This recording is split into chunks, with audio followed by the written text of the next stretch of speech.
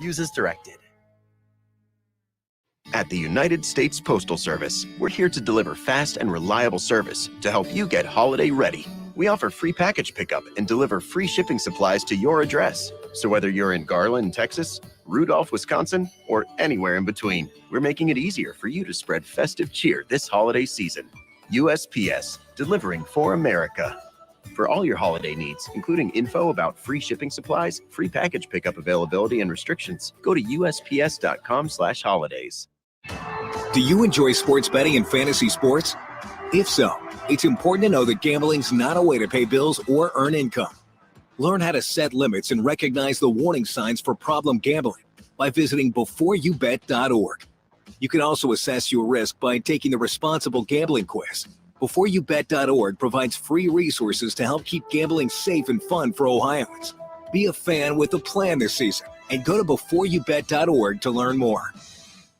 Dayton Flyers basketball fans, get loud every Wednesday night at 6 p.m. with Sully as his popular podcast comes to Dayton's ESPN Radio. Tune in to Talkin' Out Loud on 1410 ESPN Radio, presented by Timothy's Bar and Grill, Wednesday nights at 6 p.m. on 1410 ESPN Radio and online at wingam.com. We're red, be loud, go Flyers.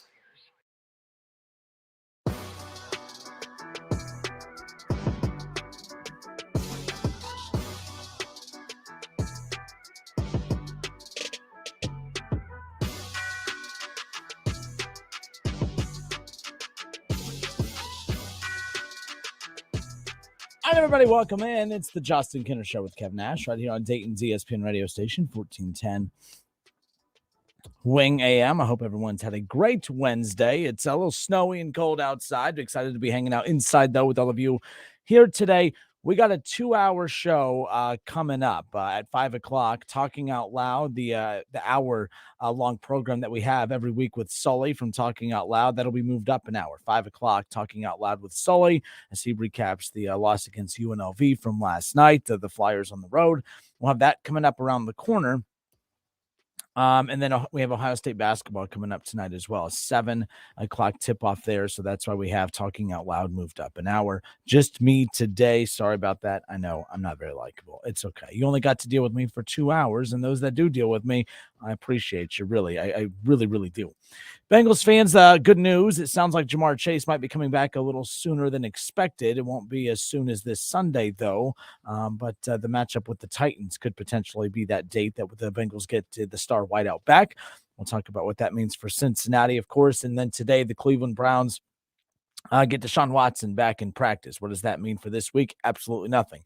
Big 2 weeks, though, as they try to implement him back into the scheme of things. Everyone out there that likes to throw in my face that, yes, it's going to be a slow burn getting him back and getting him acclimated and, what kind of quarterback will he be? I agree with that. I've never once doubted that he could potentially come back a little rusty. And it may be too little too late by the time he comes back for any kind of push to make the playoff. But you know what? At the end of the day, it's one of those things where Deshaun Watson coming back, whether it was with 3 weeks left in the regular season, 6 games left in the regular season, or had the 4-game suspension held up and he had the entire 13 games to get going. The bottom line is Deshaun Watson coming back is, there was always going to be that window of time that we had to sit back and wait for him to kind of get back into the groove of things. But we'll get into that coming up around the corner. There seems to be not just a little bad weather in Buffalo this coming up weekend. There seems to be a lot of really bad weather coming up. And, the blizzard might be what saves the Browns season. I'll tell you why coming up around the corner.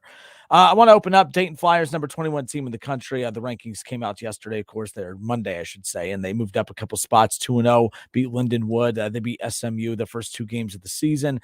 And I believe for the, I know for the first true road game of the season, the Dayton Flyers hit the road in the non-con. They don't have a lot of success on the road in the non-conference. During the non-conference especially, I don't think Anthony Grant has won a true road game in the non-conference portion throughout this run, but we'll talk about that later on with Sully when he comes on with us. But 52, they put up 52 points last night. They lose 60-52 against UNLV. UNLV not ranked, 3-0 on the season. Obviously a very good quality win for them. They get a top 25 win early on. They got the honor of hosting last night. That game didn't tip off, honestly, until 11:20, 11:30. It was supposed to tip off at 11:10. I know I didn't make it up for the rest of that. In fact, UD looked really good in the first half. I thought UD was about to cruise on to a win. Woke up this morning, went back and rewatched the second half to see what I missed, and I was a little stunned. I will say this, I'm not here to panic. I'm not here to stir the pot like many people are anticipating me to do. The reality of the situation is when you are the Dayton Flyers and you crack that top 25, the margin for error is slim, because when you do lose games like last night against non-ranked teams, that is going to be a hit against their, not really resume, but I don't really know what to expect when the rankings come out next week. And I think if you talk to anyone right now, rankings don't mean a whole hell of a lot here in the month of November. I don't know if they'll be ranked or not. It really doesn't matter. Them being ranked or not, it doesn't change the fact that this is a very good basketball program. It's a very good basketball team. And when you lose Kamara, who only played 12 minutes total last night, that's going to totally change the whole, the whole perception of who this team is. They're already without Malachi Smith.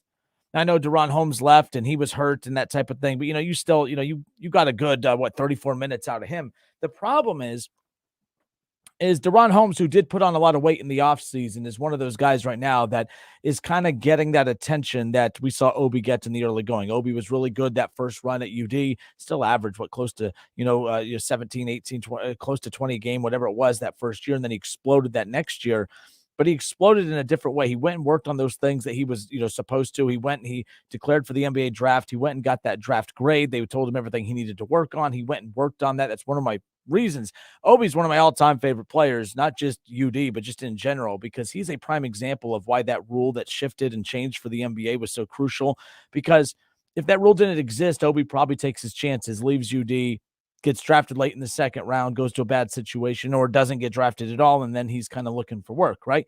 But he went, he got evaluated, he got told what he needed to work on, and my favorite thing about him is that he went and he worked on that, and he didn't just work on it. I mean, he maximized it. He became a very good, they said you're not a good three-point shooter, he became a very good three-point shooter, right? And, wasn't the best defender, improved defensively at UD in that second year. I know that was one of the knocks with him heading into the NBA, that would be the concern, but that's not really a segment about Obi now. But my point is this is that second breakout year. This is that second year for, in Deron Holmes that we were kind of waiting to see. Is he going to have that Obi year where very good in the first year, just comes onto the scene, gets everyone's attention, and then all of a sudden that second year explodes. Obi Toppin becomes a lottery pick in the NBA in that second full year with the Dayton Flyers as a starter. So Deron Holmes hasn't really shown flashes of taking major strides from one season to the next. He does look more comfortable out on the floor, at least did the first 2 weeks. The one thing that UNLV did last night was they just continued to collapse. I heard, I saw the conversation with Anthony Grant after the game, or, read the article from David Jablonski. Great job covering the Flyers for Dayton Daily News, by the way. And Anthony Grant talked about that, like their goal UNLV is an undersized team, and their whole goal was to pack it in. They were going to crowd Deron Holmes.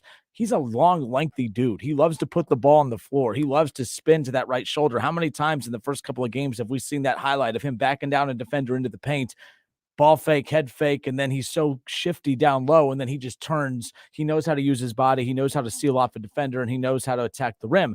He couldn't do that last night because there were multiple smaller guys around him. They were cutting off the angles to the basket. UNLV did a very good job defensively on him. In the first half, I thought he did a great job handling the double team as far as kicking it back out. They worked the ball around the perimeter, but the only way UD could play well with him facing those double teams is they have to shoot their way out of those situations, and they did in the first half. UD, I think a lot of question marks about them right now as far as how good of a three-point shooting team are they. They've been streaky, as most teams are. But we've yet to see, a consistent three-point barrage, if you will, from this Flyers team. But they get the ball into the post, a lot of pressure coming his way. They did a good job of ball movement that first half. It's why they had a double-digit lead. Thought they looked solid. Second half, things completely changed. The shots stopped falling. When the shots stopped falling, to Kamara not out on the floor, I felt like some of the guys panicked. And what happens when teams panic is they say, get the ball out of my hands, get the ball to our star player. I thought they became way too Deron Holmes dependent last night. The one thing about Obi's run was Obi could dominate games, but when he wasn't touching that ball, they had a lot of other guys that could make plays and handle the ball as well, right? Like with Crutcher and those guys.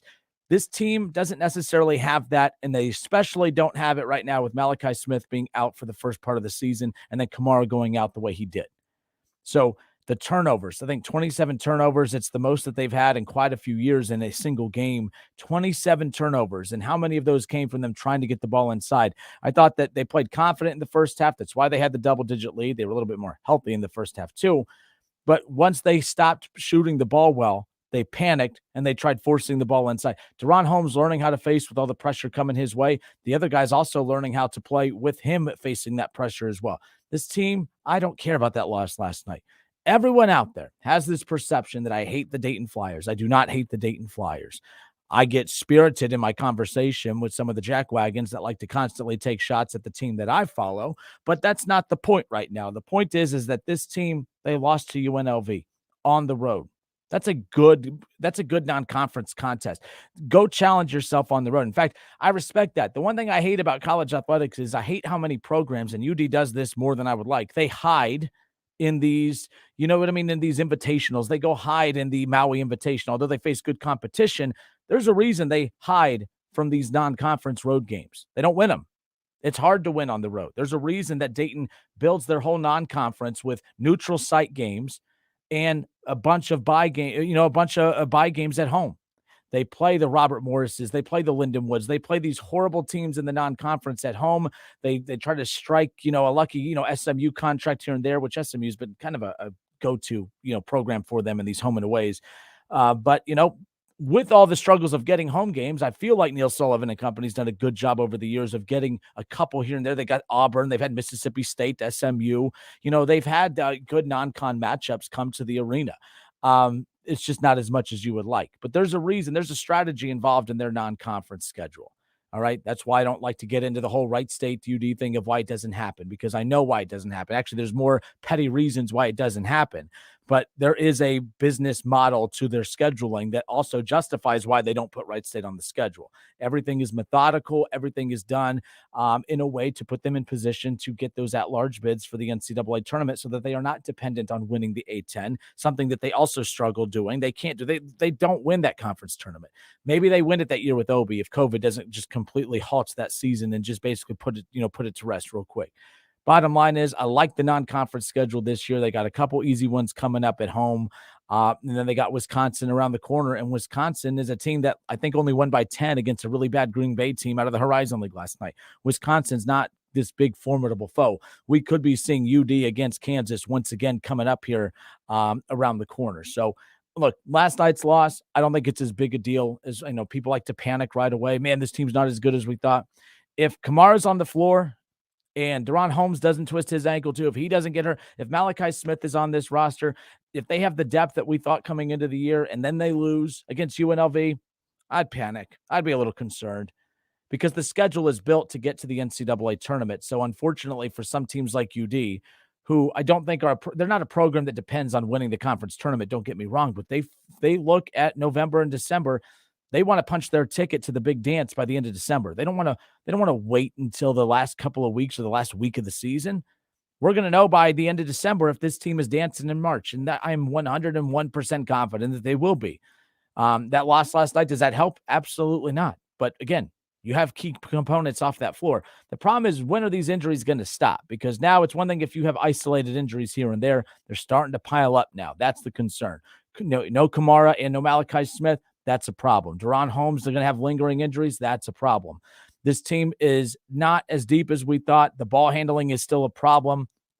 And I think that's going to be something interesting to keep an eye on. We knew Sherajamps, by the way, still don't know what the exact right pronunciation. Sherajamps, I mean, that broadcaster last night was butchering it left and right. I'm butchering it left and right. And you know what? Jim Day, by the way, Jim Day, really like him doing play-by-play. I know most of you were at the arena that night against SMU. Does a very good job calling those games, by the way. But nonetheless, I think he's been fantastic for a true freshman. I mean, this is a kid that I called a lot of his games in high school. I watched him come here when he was with, of course, in the Flying to the Hoop Top Gun showcase. I mean, that's a kid that just has a vision and a feel for the game. Yes, he can shoot, but they're not relying on him to shoot, although he did. Well, I think he's like 8 of 16 from the floor from behind the three-point line right now. He's kind of providing a big spark for them, but we'll see what ends up happening. They got a couple easy games coming up around the corner. Let's take a look at what they have coming up because, again, UD, their big challenge around the corner is going to be Wisconsin around that, whenever they head to their invitational, when they're, down in the battle for Atlantis. But they'll have the 23rd and then have, Robert Morris coming up. Robert Morris coming up on Saturday, and then a week from tonight, they have Wisconsin. UD's fine. UD's fine. Is what it is. We'll see what happens with them. But 518-1410, 518-1410. That's the number to call and jump in on the conversation. Flyer fans, last night, your thoughts. By the way, how many of you stayed up? That was ridiculous last night, like that 11:20, tip-off time or whatever. Let's see. I'll read these through and I'll interact with some of these coming up on the other side. But again, the Dayton Flyers, they lose last night against UNLV.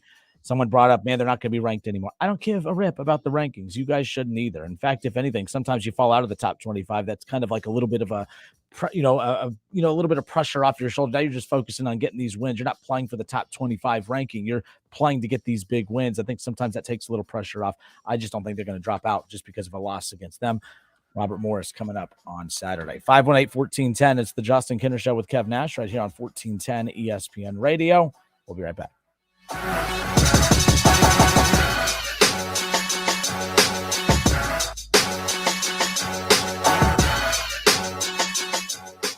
Listen, stream, watch. It's the Justin Kinner Show with Kev Nash right here on Dayton's ESPN Radio, 1410 Wing AM. ESPN 1410 Wing AM weather. The mid-afternoon and early evening will be mostly cloudy with scattered snow, a high near 38. Tonight's going to be cloudy with snow, a low near 28. And tomorrow's going to be mostly cloudy, a high near 38. I'm Pete Spivak for 1410 ESPN Radio. There's never any FOMO with the iHeartRadio app. You won't ever have to miss out on your favorite shows and contests with this radio station again. Radio 24/7, 365. We're here when you want us. Stay connected and listen anywhere when you download the free iHeartRadio app. Your daily commute. You could do it alone. The downside is spending thousands each year on gas, parking, and vehicle maintenance, not to mention the air pollution you're causing. There is a smarter way. Introducing GoHio Commute. What is GoHio Commute? It's a free service with info on commuting options like ride matching for carpoolers, van poolers, and bike poolers, and links to local public transit providers. Go to MiamiValleyRideshare.org or call 223-SAVE for details. GoHio Commute, a smarter way. Buckeye football season is back. That means tailgating and parties for the big game. You need the Lee's famous recipe Buckeye Bucket. It comes with 25 pieces of the delicious jumbo breast strips for only $44.99. Of course, you can add a few of their famous country side items, buttermilk biscuits, gallons of fresh brewed Lee's iced tea, or lemonade. You have the perfect recipe for a tailgate or watch party. Cheer on the Buckeyes this weekend with a Buckeye Bucket. Order today. Dear online threats, after all the time we spent together, I'm finally ready to say goodbye. I have to admit, I was careless. At first, I thought maybe you were not so bad. Then, after you moved into my software, I believed I was too weak to stop you. I was wrong. I can do better. So you know what? I have NordVPN now. See you? Never. Everyone can boost their digital confidence with NordVPN. All it takes is one simple click. NordVPN will block online trackers, hide your virtual location, and secure your device from malware-infected files during downloads. It will also detect malicious websites. So catch the Black Friday deal for a 1 or 2 year plan at NordVPN.com and get 3 months for free. NordVPN. Cybersecurity built for every day.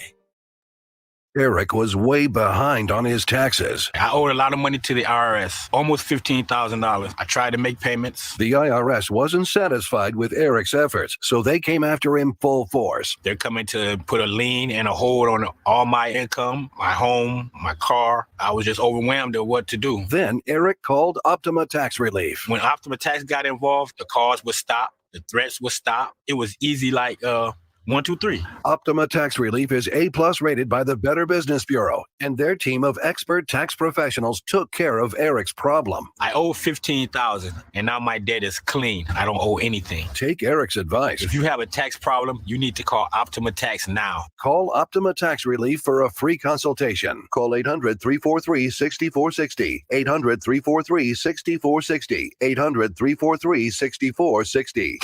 Optima Tax Relief. Some restrictions apply. For complete details, please visit OptimaTaxRelief.com. What makes AutoZone America's #1 battery destination? Because they offer free battery testing and charging and reliable replacement batteries. And they've always got your battery solution. Get in the zone, AutoZone. There are many ways to catch the Justin Kinner Show with Kev Nash on 1410 ESPN Radio, weekdays from 3 to 6 p.m. You can catch it live right here on 1410 Wing AM, or you can stream the show at wingam.com. But now we have another way that you can take in the show. You can now watch the Justin Kinner Show with Kev Nash live on ESPN Dayton's Facebook page. Listen, stream, watch. It's the Justin Kinner Show with Kev Nash, weekdays from 3 to 6 p.m. on 1410 ESPN Radio. Whether you're at home, at work, or in your car, tune in to ESPN 1410 Wing AM or stream us live at wingam.com.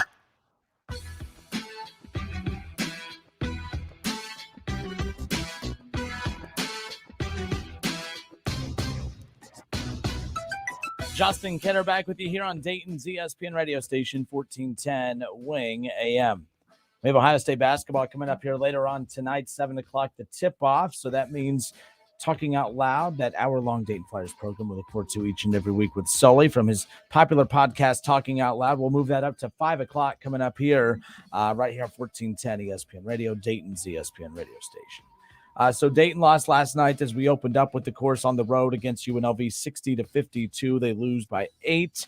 Of course, I opened up the show trying to be positive. I really don't think that loss was a big deal. Like I said a little bit ago, if the loss happens and you have your key weapons out there, then I'd be concerned. There are reasons to be concerned that the shooting has been a little inconsistent to start. The turnovers are starting to be a problem. The lack of depth is a problem. At some point, injuries no longer become an excuse, and it's just something that now makes you who you are. And I don't think we're there yet. We're 3 games into the season. But when we do talk, I defended Dayton a little bit ago with how they do their non-conference schedule, even though, I'm not a fan of why they, hide away from a certain particular team in town. Their schedule is built a certain way for a reason. And so with that being said, I know some people say it's only November. You can't be too critical. You can't panic. You can't do that.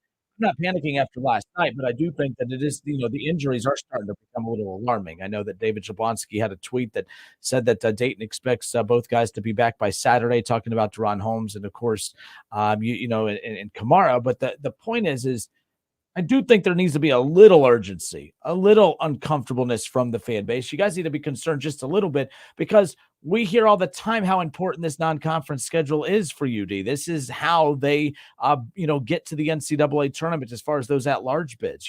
At the same time, everyone takes shots at those kinds of programs who have to win their conference tournament, which I think is still a big-time challenge as well. You could be great all season long and have one bad weekend and your whole season was just pointless, right?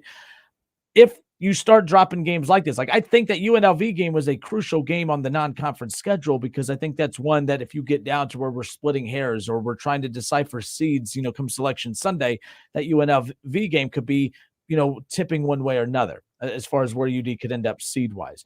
But, you lose to UNLV. What happens if you lose to Wisconsin? And then you get NC State. You beat NC State. That's fine. You beat NC State. You lose to Wisconsin, and then you have to play NC State, who will most likely lose to Kansas, right? So now you've lost to Robert Morris. You won't lose to Robert Morris. Promise you that much. You lost to UNLV. You stub your toe against Wisconsin, and now you beat NC State. And now it's like one of those, you'll have Southern Cal, or Butler or Tennessee, not terrible teams, but the prime, the real thing that they needed to have happen was beating UNLV, beat Wisconsin, beat Kansas. Now, all of a sudden, that Wisconsin game that I didn't think was that big a deal becomes a very big deal. I still think they're going to take care of Wisconsin. Don't get me wrong. But at the same time, if they're not healthy, I know we're being told that Kamara and Deron Holmes should be back by Saturday, which, by the way, where are some of you when it comes to that? If I'm them, I don't play them at all on Saturday if you don't have to, or I play them sparingly. You're going to be fine against Robert Morris. I think the UD needs to be a little careful not rushing those guys out there. But again, they have a challenging non-con still remaining after that at Virginia Tech, Wyoming, and then obviously they get into the conference, and we'll talk about that more later on. But yes, there does need to be, it's not no big deal that they lost last night. There's no reason to panic, but the way that they lost might be a little concerned, because if injuries start to continue to pile up, that'll be the concern there. Wright State in action last night. They were back at the Nutter Center. They beat Bowling Green 80-71. They also improved to 2-1 on the season. They had that opening season loss at home at the Nutter Center against Davidson, double overtime loss against Davidson, of course. Trey Calvin goes on, scores 37 points, had a huge game, and then he has that big game against Louisville, hits that game winner. And then last night, a big game from him as well. Trey Calvin helped lead Wright State past Bowling Green in a good one. Played 30 minutes, scored 15 points, had 8 assists, and he played in foul trouble for most of the night as well. But last night was really cool. Marty Davis, one of my favorite local players. I watched him. I went to Columbus, watched Trotwood win that state championship with him years ago. Kid's an unbelievable talent. In fact, like you talk about the mid-range game does no longer exist in basketball, except if you go watch Amari Davis. If you watched him in high school, if you've watched him at a couple of his stops throughout college, and even the first games of the Wright State season, the kid just has this like silky smooth pull-up lefty mid-range jumper. It's like the coolest shot in the world. But last night, Amari Davis from Trotwood had 19 points, 7 rebounds. I bring that up because I love the local tie-ins. Like when you see two local kids go head-to-head like we did last night, Samari Curtis, former Mr. Basketball, played at Xenia. He had committed to Cincinnati originally when Cronin was there. Cronin left, took the UCLA job. So he opened up his, his recruitment again. He ended up going to Nebraska for a short stint. That didn't work out. Then he ended up at Evansville, and now he's found himself at Bowling Green. Watched him play against, they both played against one another in high school. We, obviously with Amari Davis at Trotwood and then Xenia, of course, with Samari Curtis, they both played against one another in high school. They played on the same AAU team together. And then we got to see him go head to head last night out at the Nutter Center. But that was pretty cool. Samari Curtis last night, he had 16 points in 35 minutes. He had 5 assists. He had 3 rebounds and going head to head against, obviously, Amari Davis. I just thought that was pretty neat seeing that local tie-in out there. But Wright State came out on top. They got Defiance on Thursday. Yes, make fun of the schedule. Let's just get it all out of the way. That's totally fine. But nonetheless, their season continues. Then they'll have Abilene Christian, UC Riverside, Weber State, and then some of the key non-con games they still have. They'll be at Akron and at Miami of Ohio, and then it's a full conference slate from there. But nonetheless, if you're a college basketball fan, this is great city to live in because there's great basketball all over the place. We'll have Ohio State basketball coming up here on 1410 Wing AM later on. So I shared this earlier, or I saw this pop up on my feed a little bit ago about the college football playoff, which we'll get to around the corner. Like I need to know, and I don't want to do the boring college football playoff expansion conversation, but I do want to utilize this opportunity to kind of look at what the 12-team playoff would look like and why I think it's a disaster. We have 7 teams right now who are in position to compete for this 14 playoff. 7, if that. 6 technically. And by the time we actually get to the final selection Sunday, it's not going to be difficult to figure out who the 4 are. And sometimes it's like a coin flip for who to put at 4. The 12-team college football playoff is going to be a disaster. Like, does anyone actually believe? If you look at the teams that are in the running for the playoff now, there's teams that we don't even think really truly deserve to be in the 4-team playoff, but those teams are going to be in the thick of it come 12-team playoff time. Not a fan of this. 518-1410. It's the Justin Kinner Show with Kev Nash. We'll be right back.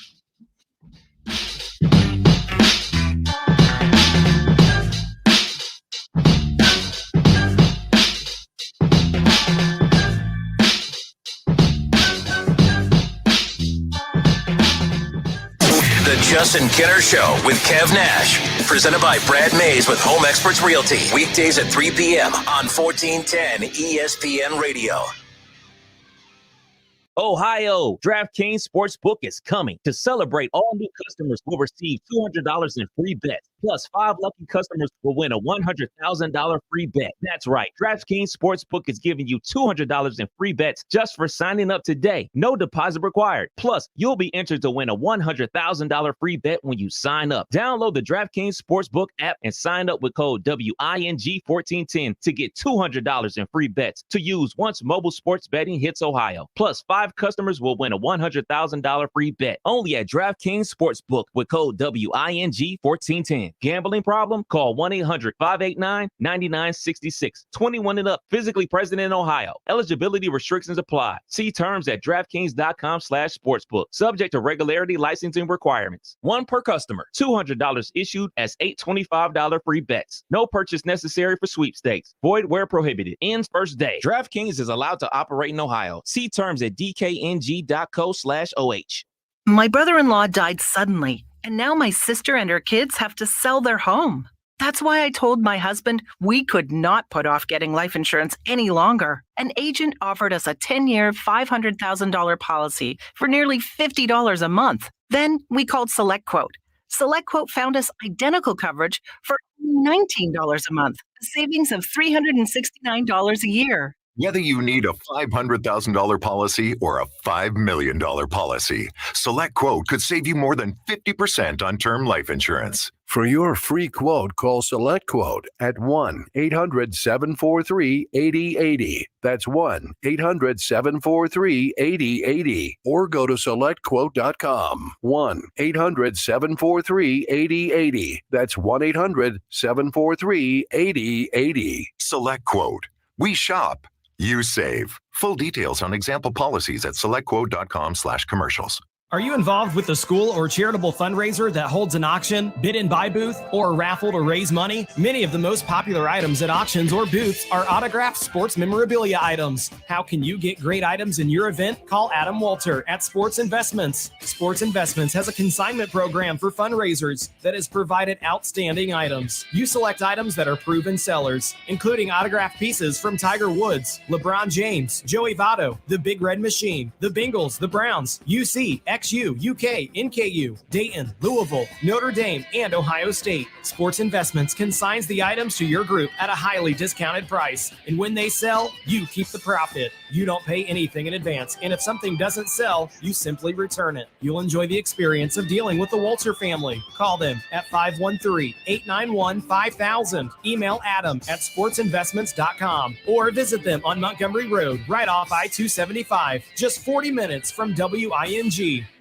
Hi, this is Eddie Sorrell, Body Shop Manager at Germain Honda of Beaver Creek. Our technicians have over 125 years of total experience. That means we can repair your vehicle correctly and efficiently. So when you need a dependable body shop, we're here. And we repair all makes and models with new state-of-the-art equipment to get you back on the road quickly. Plus, we offer loaner cars during service and free estimates. Stop by and see us. Germain Honda, Beaver Creek, State Route 35, just east of 675 between Xenia and Beaver Creek. Dayton Flyers basketball fans, get loud every Wednesday night at 6 p.m. with Sully as his popular podcast comes to Dayton's ESPN Radio. Tune in to Talkin' Out Loud on 1410 ESPN Radio, presented by Timothy's Bar and Grill, Wednesday nights at 6 p.m. on 1410 ESPN Radio and online at wingam.com. We're red, be loud, go Flyers.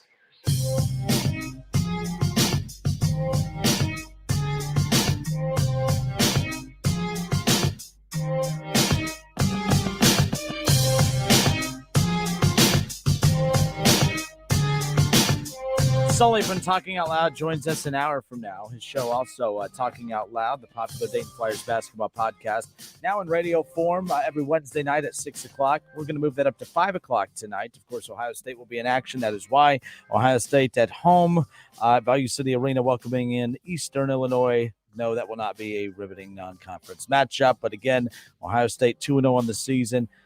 Look, they've dominated every team that they've had in front of them. It'll be interesting to see how many more wins before they finally get into the top 25 conversation.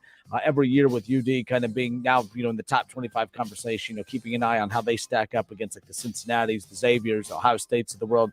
Ohio State, though, I think they have a very good team. The thing about Chris Holtmann that fascinates me is that everyone piles on him. Chris Holtmann, everyone's saying his seat should be hot coming into the year. Chris Holtmann, since replacing Dad Mata, has made the NCAA tournament every year. I don't believe that his seat should be hot at all. I think that the whole purpose of college basketball is, yes, to win a national championship, but I think you have to be making the NCAA tournament. If you are not dancing in March, you are not relevant. And I think that's what is so important about the job that Chris Holtmann has done since coming over. Chris Holtmann doesn't have one of the biggest names in college basketball. What I actually love about him is the fact that he is so open to media. He'll come on any show. He's come on this show multiple times. He's coming on this show next week, actually, the week of Thanksgiving. So I'm pretty jacked about that. But like Chris Holtmann's one of the most down-to-earth dudes, and I think he does a fantastic job. He has another top 5 recruiting class for the second time in back-to-back seasons. Lost a lot of guys last year. He brought in Tanner Holden and some key guys. The McNeil kid. How about that? Sean McNeil, the guy that played at Sinclair and then, of course, went to go play for Huggins at West Virginia for a bit. So that's kind of cool seeing those two local guys, Tanner Holden from Wright State over there as well. But I like the job Chris Holtmann has done. I don't think it's fair to sit there to continue to say that his seat is hot and that Ohio State should move on. You move on from Chris Holtmann, who are you going to get? Who's going to come in? I mean, like, and what are you exactly looking for? Do you really expect Ohio State to be a Final Four team every season? Like, I know I'm not a big firm believer in that whole college football or that whole that we're a football school, we're a basketball school. But at the same time, considering that most schools who are football schools don't even have remotely close to a good basketball program, or the basketball schools not even remotely close to having a good football program, like this is like a great year for North Carolina football. That's sad. What's considered a good year for North Carolina football is a horrendous year at Ohio State football. But, like, you know what I mean? Like, that's what's crazy, but, like, what's a good year for Ohio State basketball maybe isn't a great year for North Carolina basketball, but that's kinda where we're at right now. Duke football is horrible. Duke basketball, well, Duke basketball. You know how that goes. But no, it's Ohio State's a good basketball team, and again, tonight they're not going to be challenged by any means, but their non-conference will heat up here in the coming weeks. Of course, you can catch it already on 1410 ESPN Radio. But after this battle with Eastern Illinois tonight, coming up here about 5 days, they'll have San Diego State. That's going to be a top 25 matchup right there. Then they'll have top 10 Duke. And then they have North Carolina around the corner. So, and then playing the Big Ten, I think it's the best college basketball conference out there. I know. And this is kind of what we got into about college football the other day is like, how do you decipher what is the best college basketball program or not program, a conference? How do you consider what is the best college football conference? Is it the team? Like, I think the Big Ten is horrible. I think the Big Ten is just straight up garbage. I don't care that they have Ohio State. I don't care that they have Ohio State and Michigan. Ohio State and Michigan could be two college football playoff contenders every year. And they are, or at least Ohio State is. Michigan is kind of new to this now that they're regularly up there at the top. But let's be clear, like the Big Ten, as far as college football goes, they are horrendous at football. Like I'm so tired of it.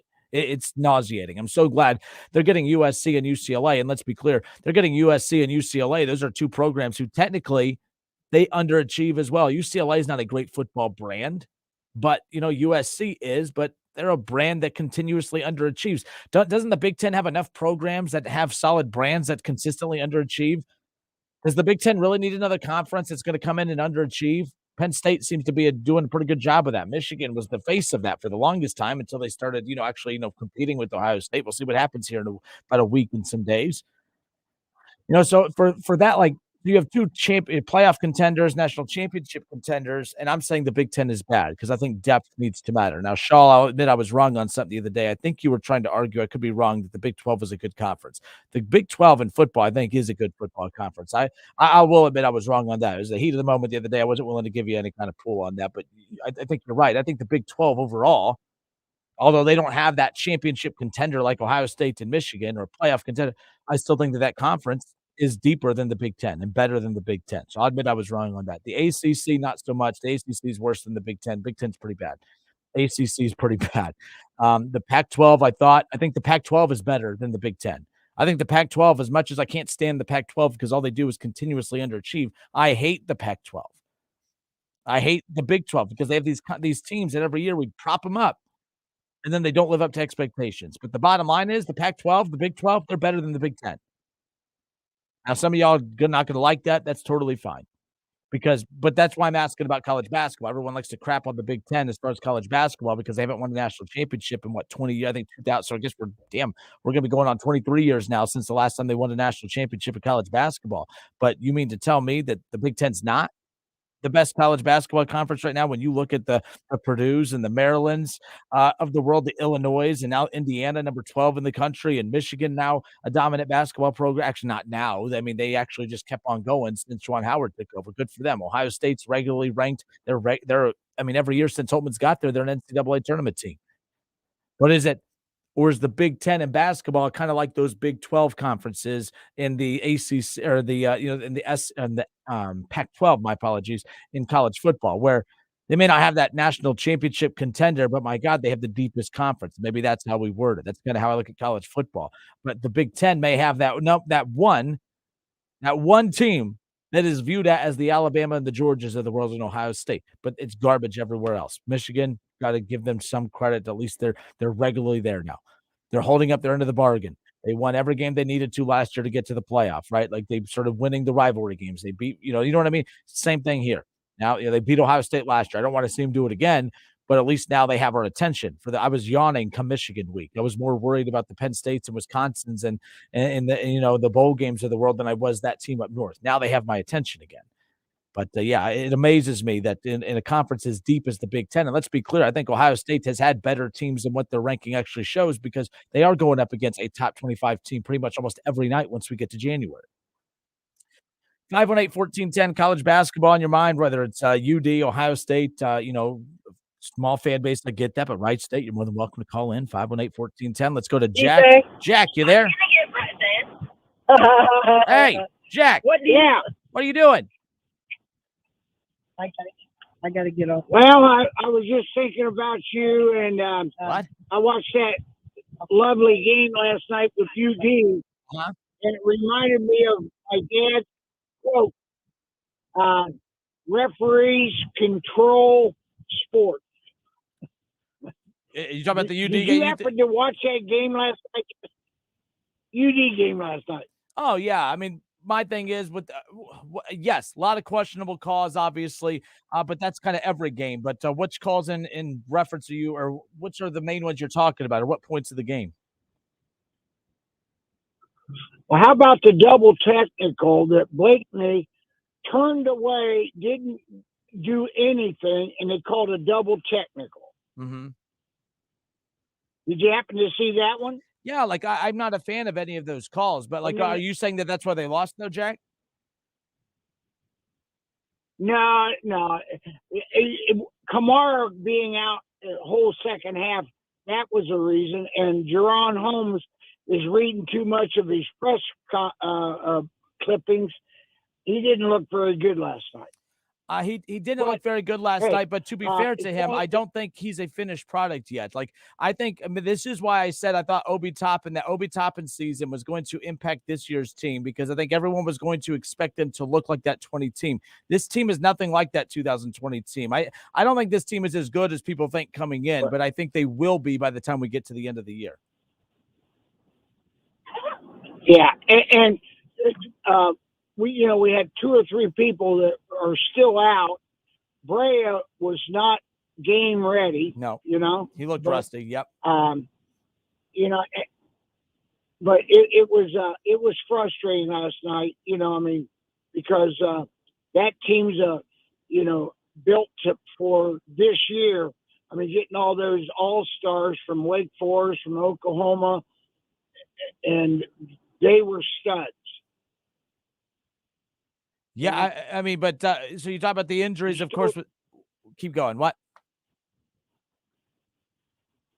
Yeah. Well, hey, Jack, thank you for the call. I don't know if there's a delay. I'm not really sure what's happening there. Call back when you get a better signal, because I can barely understand you. 518-1410, 518-1410. That's the number to call and jump in on the conversation. Look, I don't think Kamara's buying into the press clippings or anything like that. That's actually one of the most humble kids that you'll actually run into out there. In fact, the same thing. I keep bringing up that 2020 team. But what's been interesting about these UD teams is you're getting these kids that are coming to this city. I think that's one of the big appeals of Dayton basketball is you're going to come to maybe a smaller market than some of the bigger schools out there. Yes, but you're going to come here and you're going to be the face of this city. And now to me, if I'm an 18 or 19-year-old and I'm going to come to Dayton and I'm going to be the face of that city, and when you think of Dayton basketball, you think of Obi Toppin or you think of Deron Holmes, I'm probably going to be a cocky, arrogant SOB if I'm Obi Toppin or Deron Holmes. Those two they're nothing like that. Obi's actually one of the most down-to-earth. I watched him at the TBT. Him and Jalen Crutcher, they came to every TBT game for the Red Scare. They signed every autograph. They took every picture. Like Obi and they genuinely care about the fans. I think that's pretty cool. Deron Holmes, same thing. He's just a likable dude. So Jack, we usually agree on a lot. I disagree with that. I don't think he's buying the press clippings. I think with the press clippings that people are buying is the opponents. I think UNLV bought into the press clippings. I think that they respect Deron Holmes and they're prepared for him, and that's why they're sending double teams, and that's why they have a game plan for him. Before they didn't have a game. Not saying they didn't have a game plan, but he was a freshman last year, and we knew what he was capable of. But now there's a full season worth of film, a couple games worth of tendencies that he's starting to show, and now teams are starting to kind of take advantage of that. Last night was more of an example of a team that does not a very good ball handling team, especially with Malachi being out. Kamara going out definitely didn't help, but I'll give you a whole laundry list of reasons why they lost that game last night, Jack. And with all due respect, not one of them come down to him buying into the press clippings. That's just not who that kid is. And that's me coming to the defense of UD here. That's not what's happening here, as far as I'm concerned. It's the Justin Kinner Show with Kev Nash right here on 1410 ESPN Radio, 518-1410. If you want to jump in on the Dayton Flyers conversation, if do you agree with what Jack just said? I don't see that being the case. But nonetheless, we'll keep an eye. We'll continue to talk about that game here around the corner. Sully from Talking Out Loud. 45 minutes from now, we'll jump in there. Some guy on Facebook says Larry Hansgen turned to making fun of the officials' hair. His calls on UD were so bad. Nonetheless, but interesting. Some guy also says Obi Toppin had a jumper. Duran has no jump shot. I expected Duran to develop an elbow jumper or something to show us that he can extend his range. By the way, no, you're absolutely right. That's the thing about Duran Holmes. The reason I don't think that he's leaving after this year. I know everyone thinks that this guy's going to the NBA, and he may declare for the NBA draft and do all the, he might do all the song and dance that comes with that. I think it's going to be very smart of him to go get that grade. Look, we're 3 games in. There's 27 games left, hopefully more in the NCAA tournament and all that fun stuff. But the bottom line is right now with no jumper, Duran Holmes is not an NBA player with no jumper. Like, he's tall here. That size, it's not like that's something that's unseen or unheard of in the NBA. You're right. Some guy on Facebook, I don't know exactly, like, he's going to have to develop some kind of jumper. And by the way, the reason that those double teams are coming down, yes, it's because the respect that teams have for him in the post, but they also know that that's all he has. He's not going to shoot. He's not going to step out and beat you that way. And when the UD's not shooting well around him and he doesn't have help, Kamara off the floor, that's why they turned the ball over 27 times, because other guys didn't step up. No one else was capable of taking over that game. And then that's basically what led to all those turnovers last night. So that's going to be something that they have to clean up. And the problem is they're really going to have that bad Robert Morris team coming up. They're not going to challenge them. So UD is going to beat up on them. Everyone's going to feel like, see, we're back. But I still think a lot of those issues that were exposed last night by UNLV are still going to exist. And I think those same issues are going to be exposed come Wisconsin and exposed come potentially Kansas and others, those bigger, faster, stronger teams, not bigger, faster, stronger than UD, but bigger, faster, stronger than the caliber of opponents that they've gone up against to this point.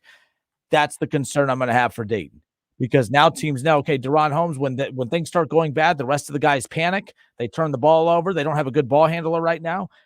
And now that, if you throw double teams and you start being physical with the kid, he is not as dominant. So that's kind of where I'm at with that. All right, we'll step away for a few moments. It's the Justin Kinder Show with Kev Nash. Phone lines open. We'll be right back.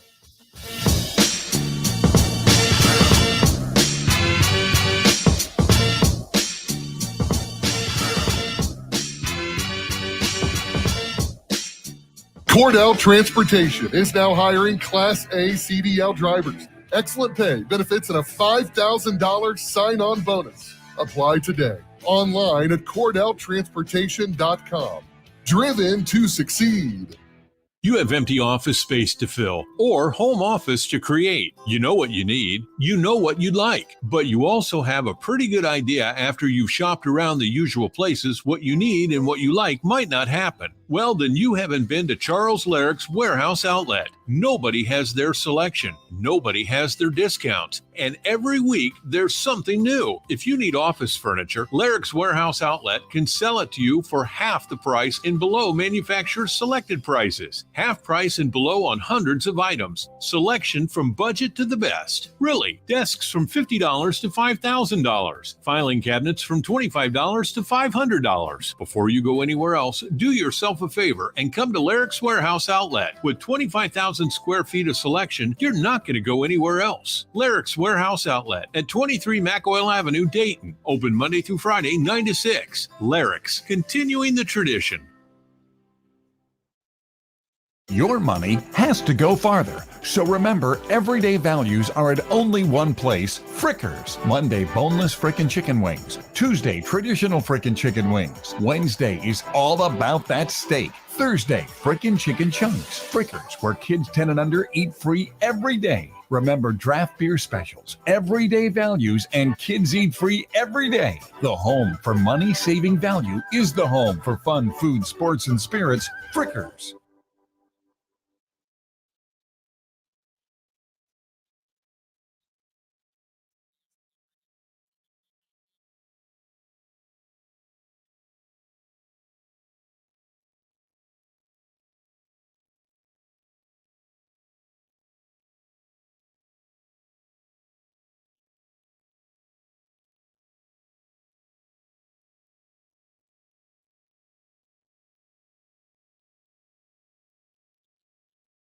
With Mucinex DM, it's not cold and flu season, it's comeback season. Buy Mucinex DM to get cough and chest congestion relief for 3 times longer than 4-hour cough and chest congestion medicines. 12-hour relief from just 1 dose. Use as directed.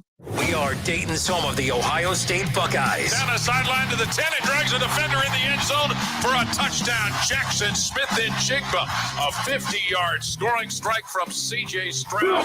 He'll hit the Purdue 40. Down the left side to the 30. Henderson to the 20, to the 10. And into the end zone goes Henderson. Don't miss the Buckeyes all season long. Right here on 1410 ESPN Radio and on 92.9 Jack FM. Go Bucks.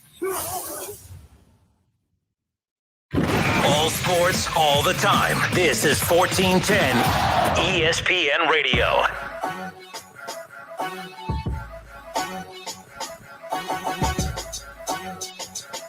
Jocelyn Kinner back with you here on 1410 ESPN Radio. This holiday season, and again, for this part of the show, it's time to take our sports hat off, if you will, for just a moment. Coming up this weekend, really excited. This is a project we've been involved with for many, many years now.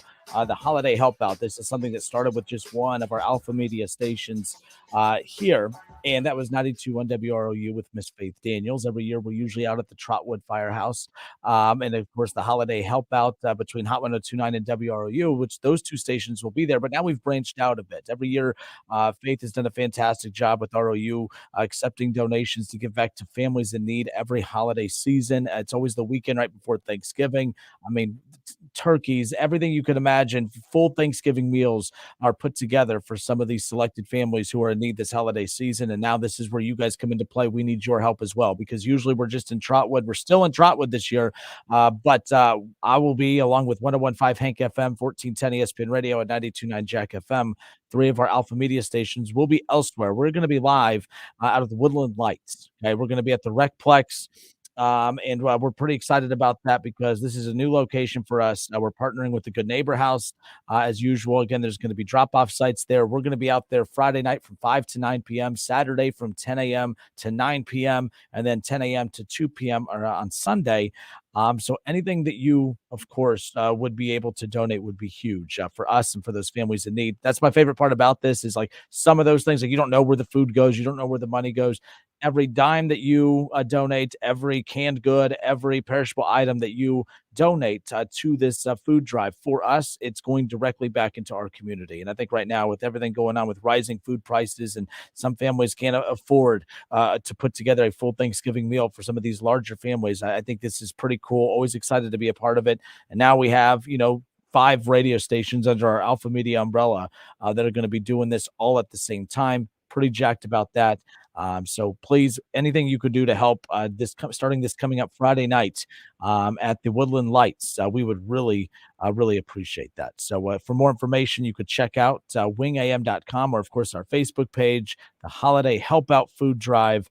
Really excited. So please, anything you could do to help, we would really appreciate it. We'll have a QR code and stuff that we'll be putting out closer to Friday for those who are, not able to make it out, but you want to make some kind of donation, money-wise, that is more than welcome as well. Don't worry. I don't touch the money. I don't want anything to do with it. All right. It's all going to the Good Neighbor House. And we really appreciate that. So thank you guys. Anyone that's willing to step up and help with that. Really appreciate it. All right. Put the sports cap back on. I'll continue to remind you guys about that, especially, as we get further and further into the week. It's hard to believe it's Wednesday already. It's hard to believe that Thanksgiving, a week from now, we'll be all, starting to prepare for Thanksgiving the next day. So pretty exciting stuff there. Hour 2 coming up next, college football talk, all college basketball. This first part of the show, turn our attention towards the rankings last night. Someone said they're shocked I didn't open up with college football. College football, the ranking reaction from last night, that sucks. That was boring. We already knew what was going to happen.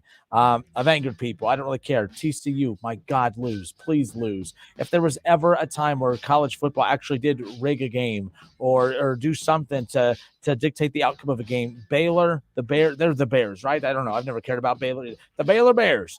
Let's go, Baylor Bears. Knock out TCU. I don't want TCU in this playoff. I don't want to have to pretend to get excited about Georgia against TCU in the first round of the college football playoff.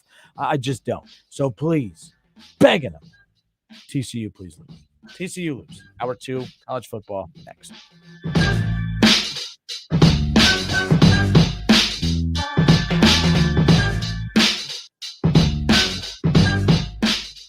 It's the Justin Kinner Show with Kev Nash. Justin, you're awesome, baby. Right here on 1410 ESPN Radio. Thank you for calling Navy Federal Credit Union. How can I help you? Hi, if I'm in the Army, not in the Navy, am I still eligible for membership? Yes, you are. What about my sister in the Air Force? Her too. And my dad's a Marine. We serve all branches of the military, veterans, and their families. My dog is a retired military working dog. I'll see what I can do. Find out if you're eligible at NavyFederal.org. Navy Federal Credit Union. Our members are the mission. Insured by NCUA. Need assistance with door and window projects? The Home Depot can help. From inspiration and materials to ordering and installation, our free millwork virtual apron service can get you moving and doing. Plus, we speak Spanish too. Our associates can help you tackle complex jobs without you leaving the job site, saving you time and money. Call us at 1-833-HD-APRON or visit homedepot.com/MVA. The Home Depot, how doers get more done. If you turn 65 this year, you are eligible for Medicare. To help you understand your choices and possibility of financial assistance, the Ohio Department of Insurance is holding Welcome to Medicare events across the state. So join us at a free event near you. Make sure your plan suits your budget and your needs. For more information, contact the Ohio Department of Insurance at 1-800-686-1578 or go online at insurance.ohio.gov. Listen to this station anytime, anywhere on Odyssey. Odyssey is your new audio home for all the music, news, sports, and podcasts that matter to you. Odyssey. That's AUDACY. Don't put it off any longer. You know it's time. Time for a bathroom upgrade by Bath Creations. Bath Creations is a leader in bathroom renovations, providing the very best value in bath and shower remodeling and proudly made in the USA. With Bath Creations, you get a beautiful modern bathroom that's safe, comfortable, and affordable. Attention first responders, veterans, and active military. Save $500 off your purchase right now. Visit Poe Avenue in Dayton or online at mybathcreations.com. And upgrade today. Germain Honda Beaver Creek is your local Honda dealer. If you've been waiting to buy, now is the time. 2022 Honda Pilots with financing as low as 1.9%, 2022 Honda Passports and 2023 Ridgelines with financing as low as 2.9%, and all in stock for immediate delivery. We will save you money today. See me, Sales Manager Jason High, for all the details. We're located Route 35, just east of 675 between Xenia and Beaver Creek. Germain Honda Beaver Creek. The right car, the right price, the right way. I hope to see you soon. Free battery testing, free battery charging, and replacement batteries that fit your needs. That's what makes AutoZone America's #1 battery destination. Get in the zone. AutoZone. You want more local content from Dayton's ESPN radio station, 1410 Wing AM? Make sure you subscribe to the WING 1410 Dayton YouTube channel, where you can watch all your local shows live or go back and rewatch previous episodes of the Justin Kinner Show with Kev Nash, the Keith Byers Show, Talking Out Loud with Sully, and more. We are Dayton's home of the Ohio State Buckeyes. Into the end zone goes Chris Olave. KJ Hill, 6-yard touchdown catch. Right sideline and down he goes to the end zone. WING 1410 Dayton, Dayton's ESPN Radio.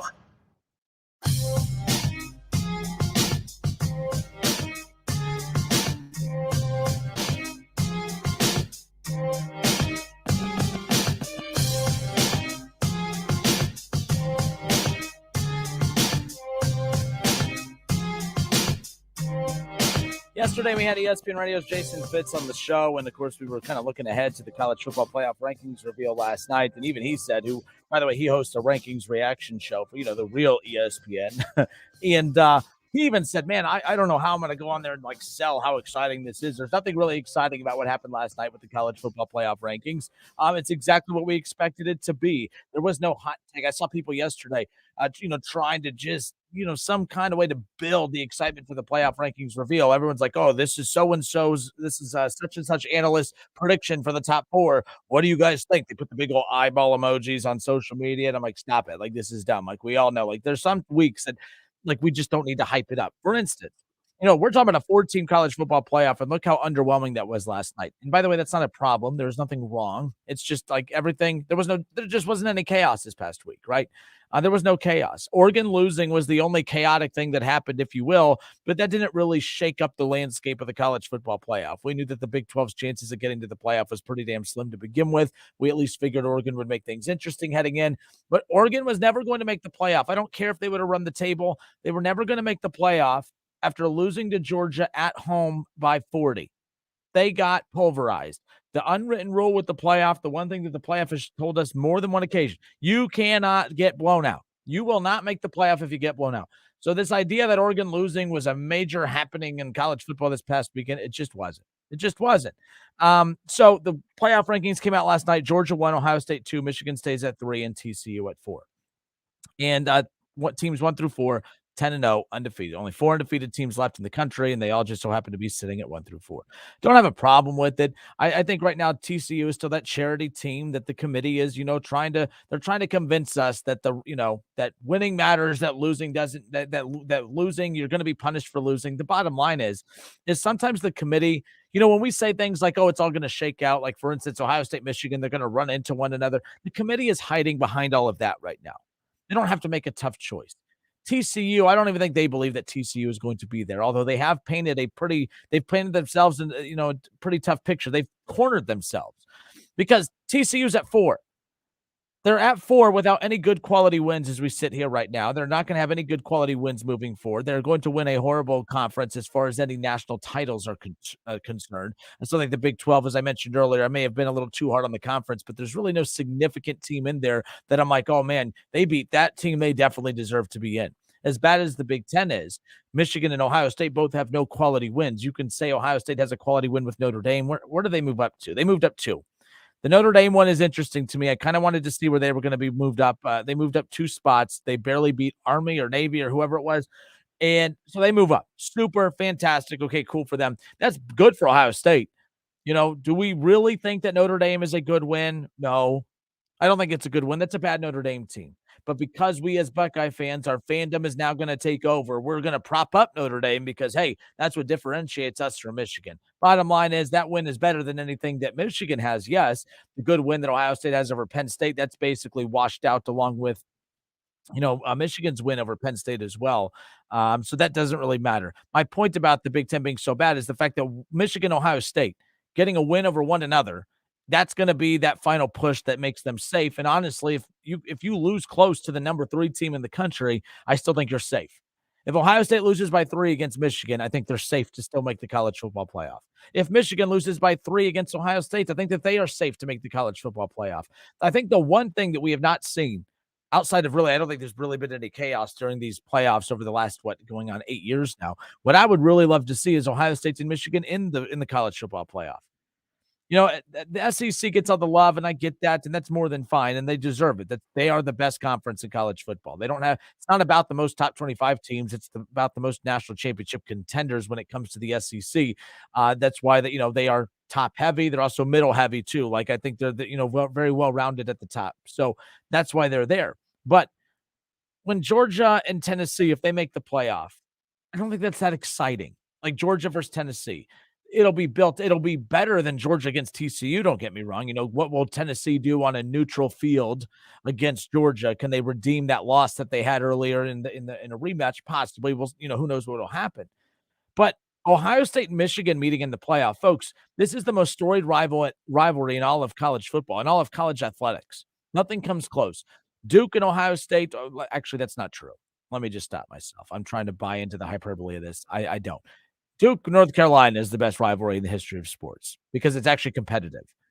I think whoever won that, North Carolina has the edge. I think it was a tied rivalry heading into that Final Four matchup last year, whatever. So look, good for them. Exciting stuff. I think that's the best rivalry in college athletics at the end of the day. But as I sit here right now, Ohio State, Michigan, for that to take over as the greatest rivalry of all time, I think it has to happen in the college football playoff. Ohio State, Michigan, it's one thing to run into each other on that last Saturday of the regular season, to take away a playoff spot from the other team, to take away a Big Ten championship from the other team, to take away all that stuff. That's great. That's super. That's what's always going to make that matchup so intriguing. but you're going to raise the stakes by putting Ohio State, Michigan in the college football playoff together. Like, I don't know. Like, there's part of me that wants the chaos to happen to where somehow, some way, Ohio State, Michigan get paired up right off the bat in the semifinals. I want to make sure it happens. It's tough. It's difficult. Look, Michigan and Ohio State's the first time in since 2006 that both teams are undefeated at this point of the season. Something crazy like that. Like, that's insane to me. This doesn't happen often. It's not that uncommon that Ohio State's undefeated at this time of the year. It's pretty uncommon for Michigan to be. So I don't know how often we're going to see Ohio State and Michigan in the playoff at the same time. When it expands to 12, they probably will be, but they're probably going to be more seated in the upper half of that bracket to where they still may not run into one another unless they get to the national championship game or something along those lines. Right now, this may be the best chance we ever get to see Ohio State and Michigan run into each other in the college football playoff. And I want that chaos. I want that craziness in my life. I don't know about you guys, but that's what I want. And I don't know how we get there. How would Ohio State and Michigan get there? Let's say Georgia goes on to win the SEC championship. They knock out LSU. They remain at 1, right? And then TCU wins the Big 12 championship. They're undefeated, but I think we can all agree that they are the weakest of all the teams, losses or not. If Michigan loses to Ohio State, I still would put Michigan ahead of TCU. What I don't want to have happen is Ohio State at 2. Like, if Ohio State goes on to win the Big 10 championship game, I don't want to see Ohio State at 2 and TCU at 3. And then have Georgia, Michigan again, and then watch Georgia just totally blow the doors off Michigan. I don't want that. I want TCU to remain at 4. I want Georgia to remain at 1, and I somehow, some way want Ohio State, Michigan to be right there at 2 and 3. I want them in the semifinals. I definitely want them in the national championship game, but that would mean we would have to rely on Michigan beating Georgia. Then I don't see that happening. So for right now, that's what I want. I want Ohio State, Michigan in the college football playoff. I think that would be insane if you ask me. Let's see. Mark Smith said it was a good win based on the rankings at the time. No, I disagree. I don't think it's a good win at all. I mean, they lost to Marshall the very next week, and they were ranked according to the AP rankings. We as Buckeye fans did nothing but all offseason say how stupid the AP rankings were, that they only ranked Notre Dame as high as they did so that they could sell a top 5 matchup. That was not a good win, Mark. I don't care what anybody says. The Notre Dame win is not a good win. It's not.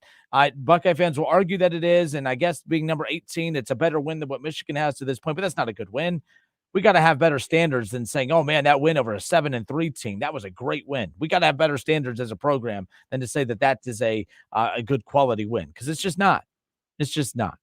But it's going to technically would be in this potential situation and scenario as we currently sit here right now.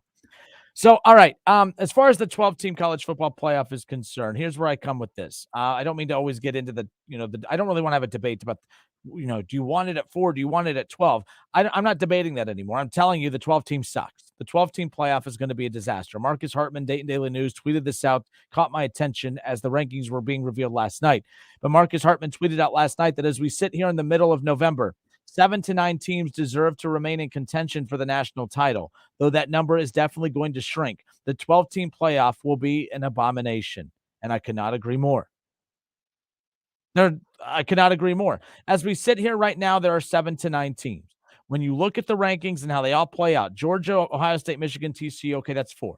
But then Tennessee, LSU, they win the SEC championship. There's still quite a few paths that are going to lead them to the playoff, whether we like it or not. That's just the reality of it. But Tennessee and LSU, that's 6 teams. USC still has a shot. But after that, I think it stops. Now, the only thing with Marcus Hartman I'll disagree on is after he said 7 to 9, I think it's 7. It's not 7 to 9. It's just simply 7 because there's nobody else outside of 7. Alabama's not making the college football playoff. Alabama did move up 1 last night. I found that to be kind of interesting, but Alabama moved up 1 last night. Clemson, maybe, but no, the ACC is done. The ACC is too weak of a conference. There's nothing there. They're done. Utah has 2 losses, and they have 2 bad losses. They're not bad losses, but Utah's just not strong enough. You lost to Florida. That maybe was a forgivable loss as we sat there in the very first week of the season. It's no longer forgivable. So a 12-team playoff. These are the teams that we're talking about and debating that should fill a 12-team playoff. UCLA has lost twice already. UCLA is no good. We don't need to see UCLA in the playoff. Why are we trying to expand the playoffs to make it fair for UCLA? Kansas State coming in at number 15 in these rankings. Why do we need to expand the playoff to make it fair for a 7-3 Kansas State team? Ole Miss is 8-2. They've played two good teams, and they've lost to both of them. I don't think we need to stretch the playoff to let Ole Miss in. North Carolina. They're an interesting one that the committee's been very hard on, but the committee is telling you that the ACC is garbage because North Carolina has one loss on the season. Their only loss on the season is against Notre Dame, who we as Buckeye fans are trying to say that, hey, that was a great win for us. But the committee is saying that, hey, North Carolina, if you were undefeated, you would probably be in the college football playoff ahead of Michigan right now. But because you lost by 12, because you lost by 13, to Notre Dame, you lost by 13 points to Notre Dame. So now not only, are you out of the playoff conversation, you're not even in the top 10 for losing by 13 to the number 18 team in the country. That's how bad the ACC is, that the committee is saying that, hey, we're punishing you. North Carolina only has one loss. How is that? They have one loss, and they're not even in the playoff conversation. That's how bad the ACC is, and the committee's telling us that. Oregon, that program, and them in Michigan, right, or them in Penn State, at sitting there at 12-11. I think that's very funny because I think those two programs are kind of Oregon is the Penn State of the Pac-12, and Penn State's the Oregon of the Big Ten. Like, those are programs that every year we're told they're it. Every year, James Franklin, he's worth every penny, right? James Franklin was rumored to take the USC job last year before Lincoln Riley came swooping in and taking it. Penn State panicked. They overpaid to keep James Franklin so that he can continue to lose his 2 to 3 games a year and not beat rivals, not be in the college football playoff, not even play in a damn Big Ten championship game. That's a problem. That's a big-time problem. And we're going to sit here and expand the playoffs so that we can let underachieving programs like Penn State and Oregon in. So that we can tell a team with 3 losses like Kansas State that you still have a fighter shot. Why?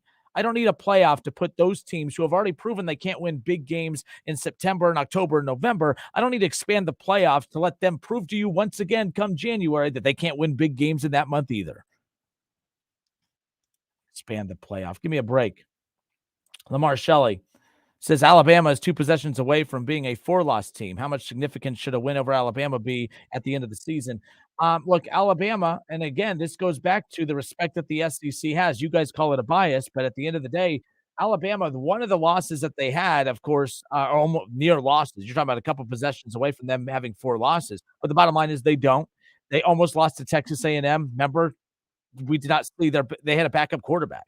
They played with their backup quarterback on the road. I think there's something to be said about that as well. And we as Buckeye fans, if Kyle McCord had to be the quarterback for Ohio State on the road against Penn State, and Ohio State only won by a field goal or something crazy like that, and forget Penn State. What's a bad team? Let me pull up. I haven't looked at Ohio State's schedule in a while. Let me look at a team that I can maybe compare this to that we as Buckeye fans would be hypocrites here. Okay, so for instance, Wisconsin. Wisconsin is a very bad team. They have fired their head coach, right? I think it's safe to say that Wisconsin, as of right now, you could put them in that category. They're 5-5. They're right up there. They're as bad as Texas A&M, right? What if Ohio State had to have a backup quarterback play and they only won by 1 possession at the end of regulation at Wisconsin? I think we would be, man, we at least won with the backup quarterback. We as Buckeye fans would be saying that. Well, I'm going to say the same thing about Alabama at this point. They won that too. They won with the backup quarterback. So the point is we're talking about teams that almost lost. And I know that Texas A&M with all those losses still better than a Northwestern and teams like that. I'm not I'm not going to forgive that or let that slide as far as I'm concerned. Nolan Russell says that on Facebook that he's not a fan of a 12-team playoff. It might spread out the top talent a little more, though. May not be 4 to 5 teams with all the 5 stars. More teams will have a shot at the title. I disagree. Well, Nolan, to be fair, I know that that's the theory, but I still think that when we get to the 12-team playoff and then we get to the Final Four, we're taking the long way to get to where we're going to end up anyways, right? Like, so the committee is trying to convince us, or at least the people that want the money of what the college football playoff is going to generate, what they want us to believe is they want us to believe that, oh man, this is going to create parity in college football. There's no such thing as parity in college football. There's just not. That's a laughing statement. That's not what you said, Nolan, but I don't think it's going to spread the wealth at all. I think NIL is going to help spread the wealth. I think that's why Texas A&M, as bad of a program as they are, the reason that they got the number 1 recruiting class in the country is because of NIL. That's why I think we're going to see talent spread. But you know what's going to end up happening is the playoff will expand to 12, and then we're still going to end up with the same teams in the Final Four in the national title game every year. It's going to be Georgia or Alabama, and it's going to be, an Ohio State or now probably a USC at this point. I'm a big believer in Lincoln Riley. And maybe Harbaugh is kind of having that, that Dabo Sweeney effect where he just needed to be there for what's year 7 now. Like now Michigan's a well-oiled machine to where they're just going to be there every year. His program is down pat right now, right? So I disagree. I don't think that the expansion of the playoff is going to lead to a disbursement of talent around college football. Guys, you might think that like, oh man, I can go there and play in the playoff. And then once we get a couple years of the playoff with the 12 team, we're still going to notice that, oh, yeah, we have a 12-team playoff, but guess what? It's still Georgia winning the title. It's still Ohio State in the title game. It's still Alabama hoisting up national trophies. Oh, Nick Saban retired, and so-and-so comes in to replace him, and Alabama's still up there. Oh, man, the recruits are going to keep going to those same programs because those programs, when it's all said and done, are still the ones that are left standing. Texas A&M getting all these recruits. It's not mattering because it's the program. There's better programs. Texas A&M got the players. That's super. Miami had a great offseason. They're getting the players. That's super. But they're not great programs. And I think that's the difference. That's why that one happened, in my opinion. Steve Keaton said, why not 8 teams? Perfect number, in my opinion. I mean this nicely, Steve. In my opinion, I think the perfect number is 4. I think we're already here. I think we're already at the perfect number. We always feel like we need to be progressing and changing and adding, right? That's why every playoff, every sport we're talking about, I mean, baseball's expanded the playoffs, right? The NFL is the most perfect sport out there. Professional sport. There's no flaws with the NFL at all, period. None. It is the perfect sport. They expanded the playoff, right? It's going to expand because that's what we do, but I think expanding isn't always what's best. So, I mean, at the end of the day, I'm going to watch these matchups as we've talked about, but I could not agree more. Marcus Hartman from Dayton Daily News, when he tweeted that out yesterday, that as we sit here in the middle of November, there's about 7 to 9 teams that deserve to remain in contention for the national title. That number is going to shrink. The 12-team playoff is an abomination. If we have to find 12 teams for a playoff, and right now we only have realistically 7 teams that are competing for a 4-team playoff, what the hell are we doing with the 12? What are we doing? This is ridiculous. Last night was proof. Like the way, you know how underwhelming last night felt with that college football playoff ranking reveal? That is going to be every week starting September of 2023. Every week is going to feel pointless when it comes to the results of these games. We'll be excited about watching our Buckeyes, and you'll be excited for those of you who are Alabama fans and Georgia fans and Tennessee fans. You'll be excited for your teams. But at the end of the day, there's going to be no drama. There's going to be no one frustrated. If all we have to do is just pencil in the conference champion as getting the auto bid, and now we're just ranking everybody else, guess what? You're going to have your 5 conference your 5 conference champions in, 7 spots to fill. And guess what's going to happen there? Guess who's still going to be upset? All of you guys. Because now, after that, let's say Georgia wins the SEC. Well, guess who's still getting in the playoff? Tennessee, LSU, Alabama, Ole Miss. 5 of the 12 teams will be SEC teams. So there's 5. So you have your 5 conference champions. Now you have 4 more SEC teams. That's 9. How did we make this fair? Please, I would love to know.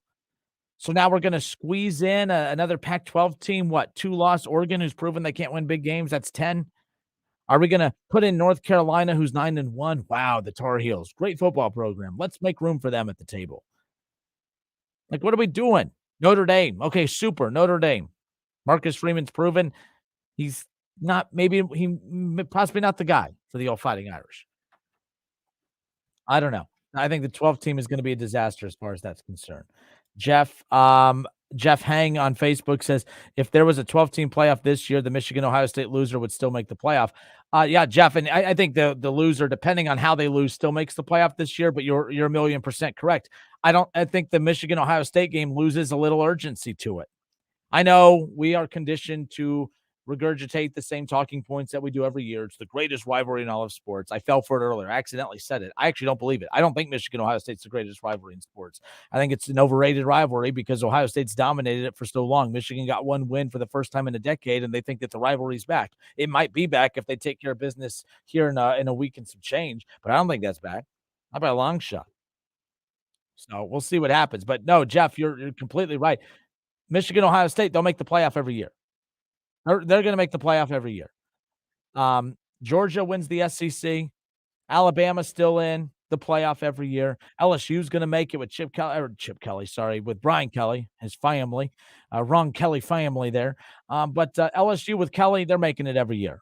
This is the worst roster that Brian Kelly is going to have at LSU, and he's still flirting with making the playoff after losing 2 games. The guy can coach. You guys saw it at Cincinnati. We saw it in South Bend, and now we're watching it here at LSU in year 1. The dude can coach. It's as simple as that. So LSU's a regular in the playoff moving forward. Alabama's not going anywhere. Georgia's going to be there. Tennessee with Heupel now looks like they're in good hands. So, and then God knows if we see another move for Auburn to see what head coach that they get. But, if they go get Kiffin, we'll see. Nolan says, I can't wait to bust some SEC tail in the shoe in the cold. That will be sweet. Man, I don't know why people jump on that, man. They're afraid to come play in the cold.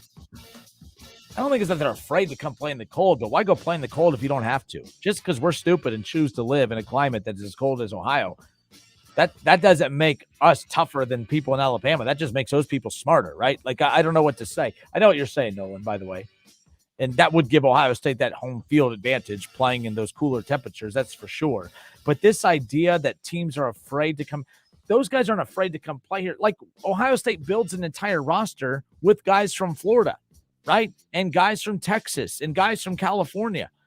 So those same guys that are going to Ohio State, like, it's not that those guys are afraid to go play in the cold. They're going to go play what's best for them. But if I'm Alabama, why would I choose to go play in the cold if I don't have to? Something with Florida, LSU, and so on and so on. So and he could say, ask Keith. Hey, you could say, I disagree with Keith Byers 1,000,000% on that too. So come play somewhere above the Mason-Dixon line. Now, my answer to him is always the same as it's to you guys. Why come play above the Mason-Dixon line if you don't have to? Why play where it's cold if you don't have to? Oh, they're too afraid to come play at Ohio State. They're not afraid to go play at Ohio State, but who the hell says, you know what, let's go plan a trip to Columbus? No one does that. You know what people say? Let's go to Florida. That'd be fun. Just saying. Let's see. Adam Selsner, stupid to choose to live in Ohio. Kinner at it again. I mean, seriously, every one of you, how many of you, like, I love the winter. I love when it's cold out. It don't bother me at all. The only thing I hate about it is I can't golf. Okay. I can't golf, but it being cold outside, it means it's basketball season.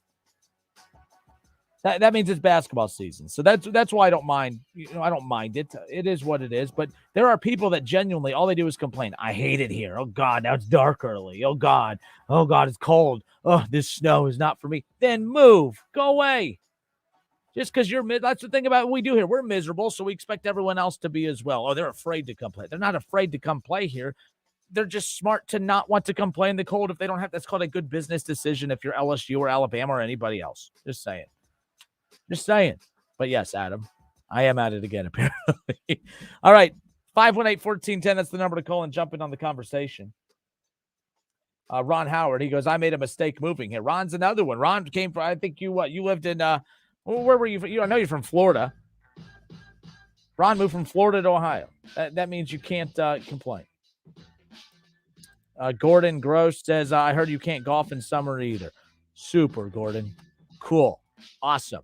I'm not a very good golfer, but I still love to golf. So, is what it is. St. Pete. Yep, St. Pete. Nolan Russell says, Brian Kelly will be so cold, he'll forget his accent. Yes, exactly. It's kind of hard to keep a Southern accent when you're shivering the whole time. Am I right? So there you go, Nolan. Absolutely. But all right, folks. Sully from Talking Out Loud. We'll talk Dayton Flyers coming up next. Dayton gets an unfortunate loss last night, not just in the scoreboard and the win-loss category, but obviously losing a couple players to injury. How long will they be out? Will they be out much longer? We'll get to all that coming up. It's the Justin Kinner Show with Kev Nash, 1410 ESPN Radio.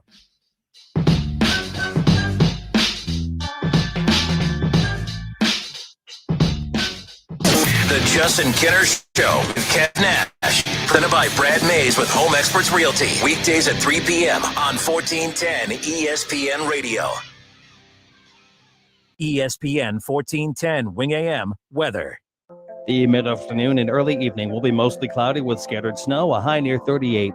Tonight's going to be cloudy with snow, a low near 28. And tomorrow's going to be mostly cloudy, a high near 38. I'm Pete Spivak for 1410 ESPN Radio. Weather is brought to you by Cullet Propane. 98% of their customers recommend Cullet. If you wouldn't recommend your current supplier, check them out at culletpropane.com. Get in the zone, AutoZone. Welcome to AutoZone. What are you working on today? Starting trouble. No one likes that. We'll get you set up for some stronger starts. You might just need a fresh charge, and we'll take care of that free of charge. But if it is time for a new battery, we've got replacement batteries that'll fit your needs, starting at just $69.99. You can learn more about our battery selection at AutoZone.com. That's what makes us America's #1 battery destination. Get in the zone, AutoZone. Claim based on data from the NPD Group 2021. Dell Technologies Black Friday event has arrived with select deals on top tech to power business productivity. The savings start now with up to 50% off select performance business PCs powered by 12th Gen Intel Core processors. Don't forget special pricing on the latest monitors, docks, and accessories, including free shipping on everything. Call a Dell Technologies advisor at 877-ASK-DELL for Black Friday deals. That's 877-ASK-DELL. Dell's Black Friday event has arrived with select deals on top tech to power any passion. The savings start now with up to $400 off on select XPS and Alienware PCs powered by 12th Gen Intel Core processors. Don't forget, special pricing on the latest monitors, docks, and accessories, including free shipping on everything. Just call 877-ASK-DELL for Black Friday deals. That's 877-ASK-DELL. Hi there, I'm your host, Dog, filling in for the human who's normally here and bringing you the smells and sounds of the holidays, courtesy of Beggin' Dog Treats. We wish you a begging Christmas. We wish you a begging Christmas. Dog rest ye merry Doberman, let begging you acquire. Deck the halls with strips of begging. Arf, arf, arf, arf, arf, arf, arf, arf, arf. Remember, for bacon-loving dog excitement this holiday, It's begging! At Harley-Davidson of Xenia, the atmosphere is positively electric as we look to the future. Our name may have changed, but Harley-Davidson of Xenia has been locally owned since 1984. Under our new management, the staff and store are buzzing to get you set up for the open road. Whether you're shopping for merchandise, a new bike, or just need some maintenance on your current ride, Harley-Davidson of Xenia is here for you. Visit us online to learn more and to place a reservation on your new bike. hdofxenia.com.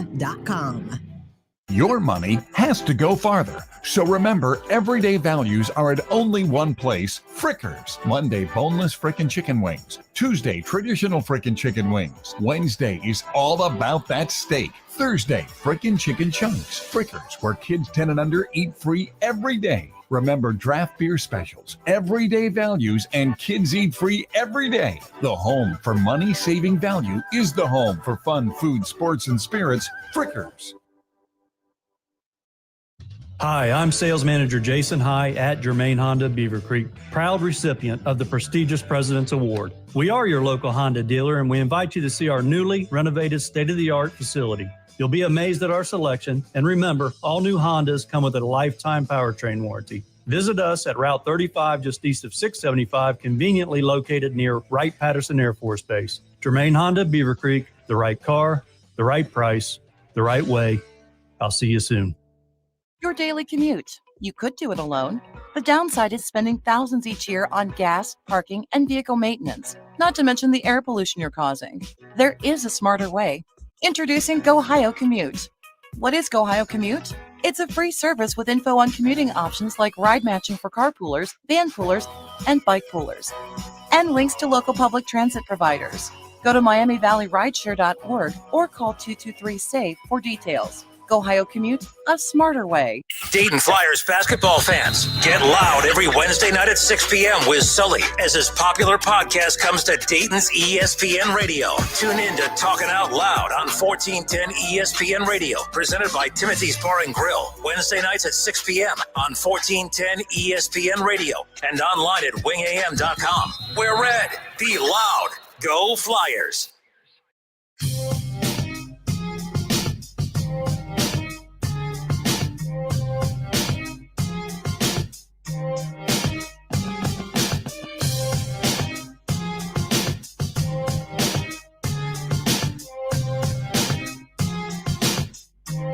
Justin Kinner back with you here on Dayton's ESPN radio station, 1410 Wing AM.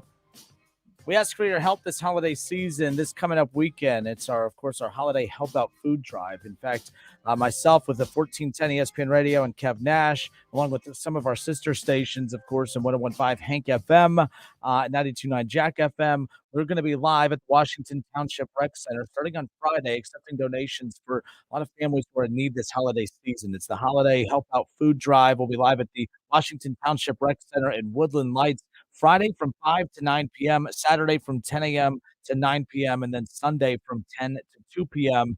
And we're asking for, anything related towards Thanksgiving Day meals. There's a lot of families in the Miami Valley that are in need this holiday season.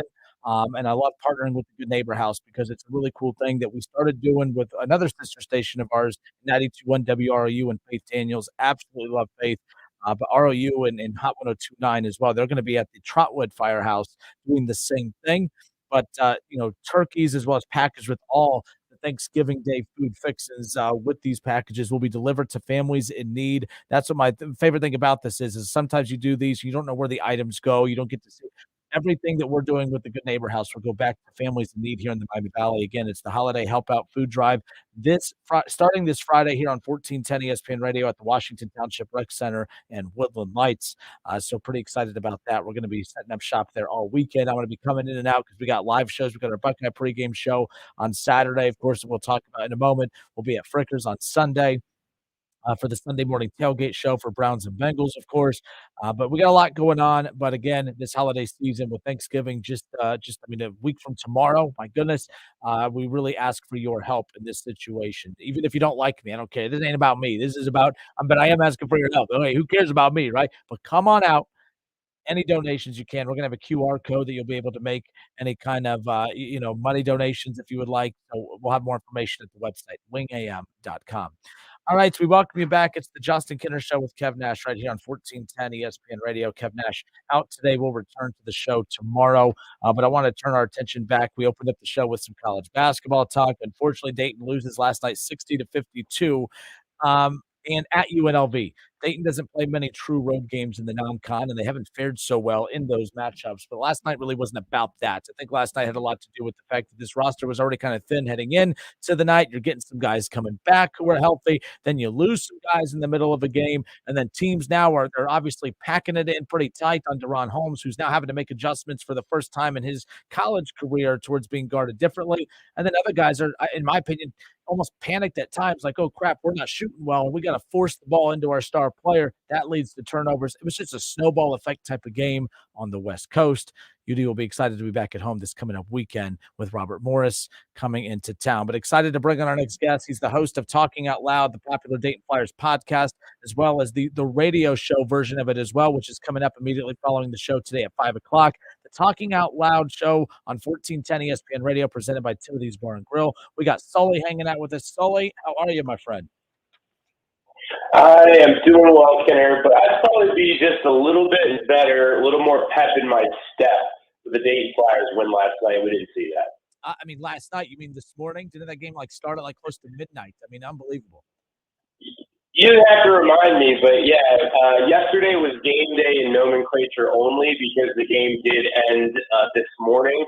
I think the game, well, first of all, if we back up, the game actually went on television at 11:32 p.m. Eastern because the St. Louis game that started before ran long.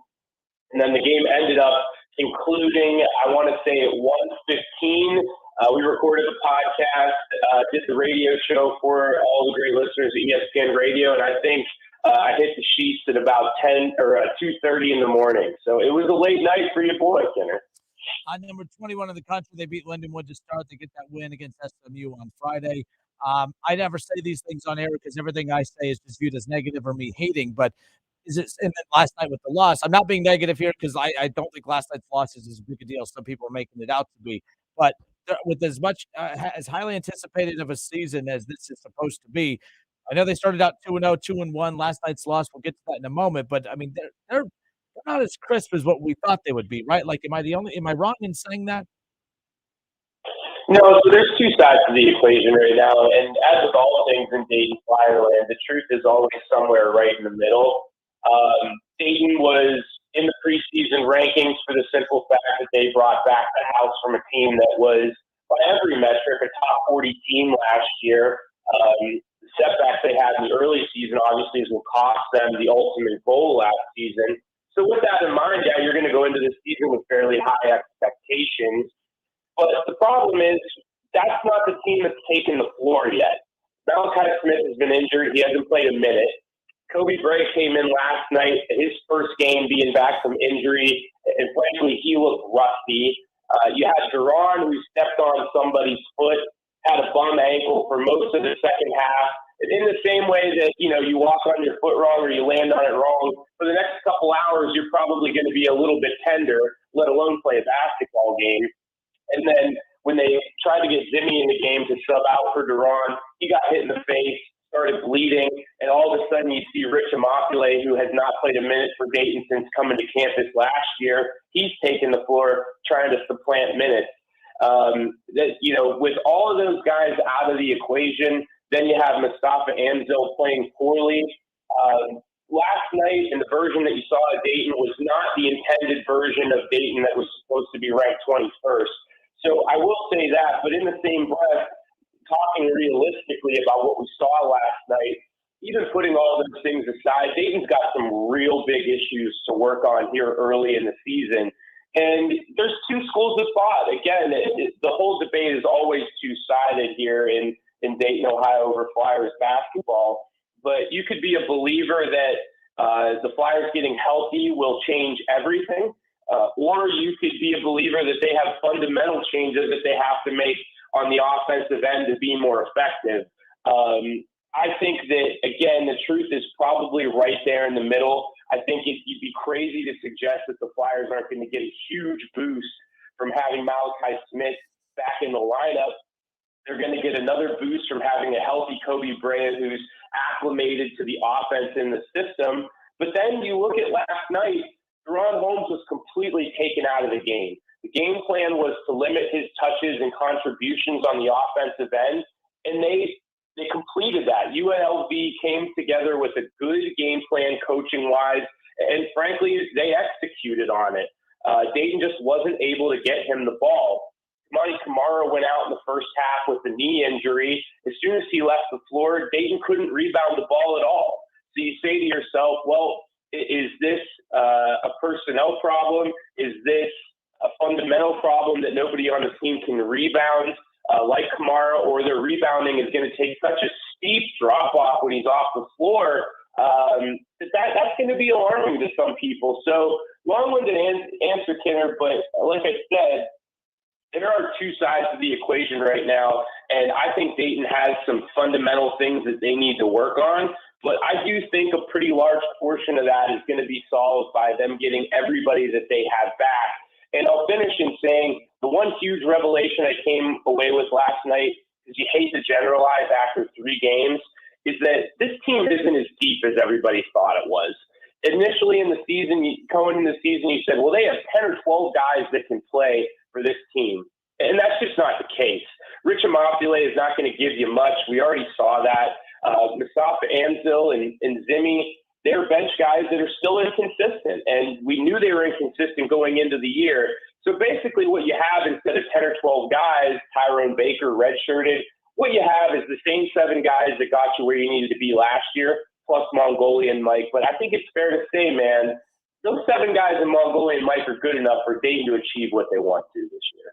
So, and don't disagree with anything that you just said. The only problem I have is like when we say things like, oh, they just got some things that got to kind of work out. The problem is there's a couple things that can't work out until guys get healthy. So yes, it's one thing. Oh, you get Malachi Smith back. That's fine.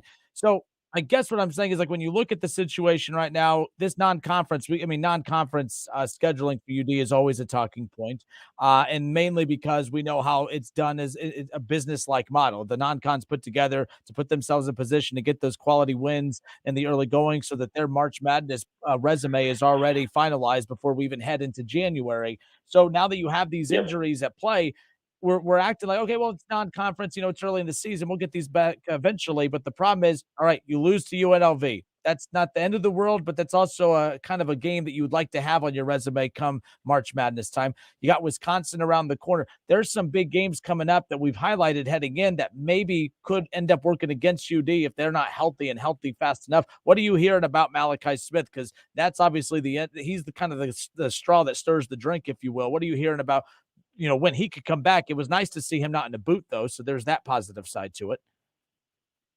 Yeah, so on the broadcast last night, they alluded to the fact that Malachi got some shots up pregame, went through a pretty normal workout, and this radio show today is very timely because this was the first day that I have heard anything other than he was 50-50 for Thanksgiving, and I mean the Bahamas tournament when I say Thanksgiving. Yep. But today was the first day that I heard that is a little bit better than a 50-50 chance.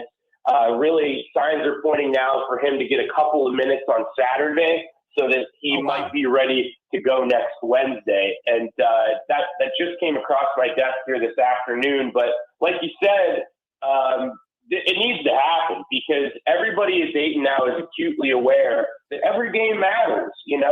3 bye games in November or a loss to UNLV on the road in November, those are the games that are the dividing line, right? Because when let's take last year for an example because it is so topical.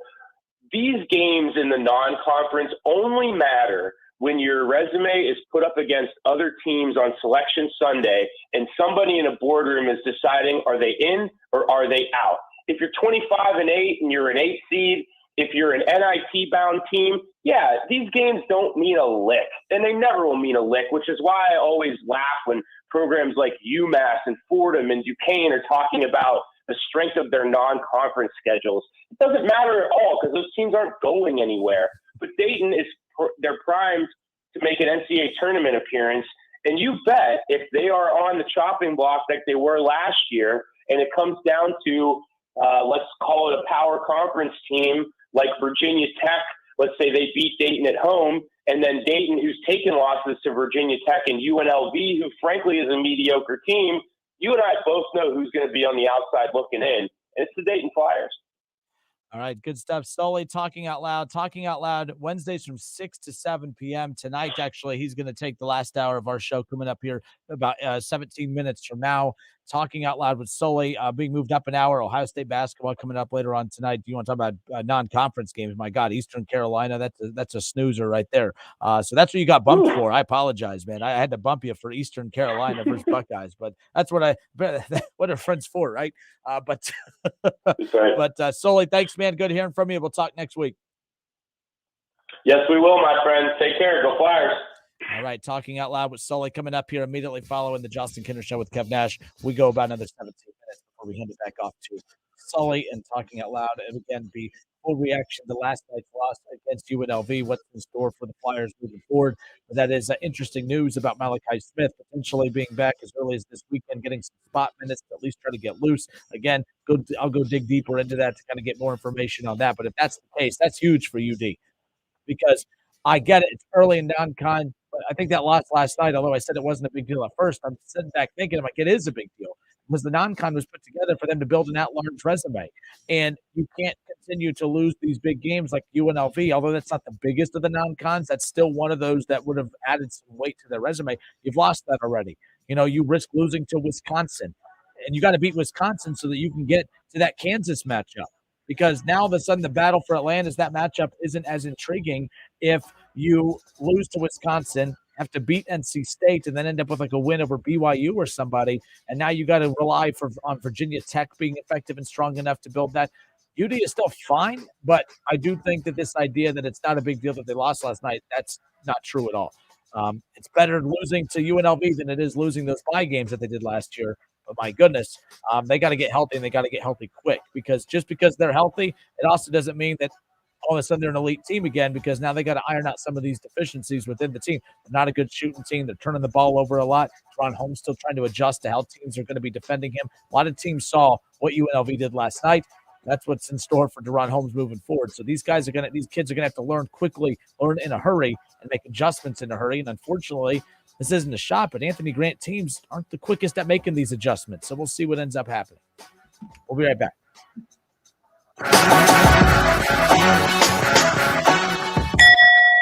Do you or any of your family members, neighbors, or friends own a property that you just want to be done with it? If so, call Turbo Truck Realty today for an all-cash offer at 614-470-2000, 614-470-2000. Would it be convenient for you to take what you wanted and leave the rest behind? Great, I'll buy it. Call 614-470-2000. That's 614-470-2000. Houday Nation, Betfred has come all the way from England to the great state of Ohio with over 50 years of sports betting experience. No emperors, no movie stars, just a sportsbook you can trust. The Betfred Sportsbook app will be available on January 1st, 2023. Until then, download the Bengals app or go to betfredsports.com and have a chance to win Bengals tickets and exclusive merchandise. Official sports betting partner of the Cincinnati Bengals. Must be 21 plus. Gambling problem? Call 1-800-589-9966.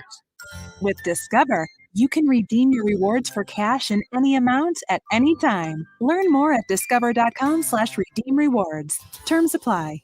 Make sure your home's heating and cooling system is in shape for the season with the experts and community trusted service that you can rely on. From William Brockman & Sons Heating and Air Conditioning, we're offering exclusive savings opportunities on the new Lennox system. Call William Brockman & Sons Heating and Air Conditioning at 937-222-8638 today or visit us online at DaytonHeatingandCooling.com. Conditions apply. See dealer for details. Ohio license number 14911.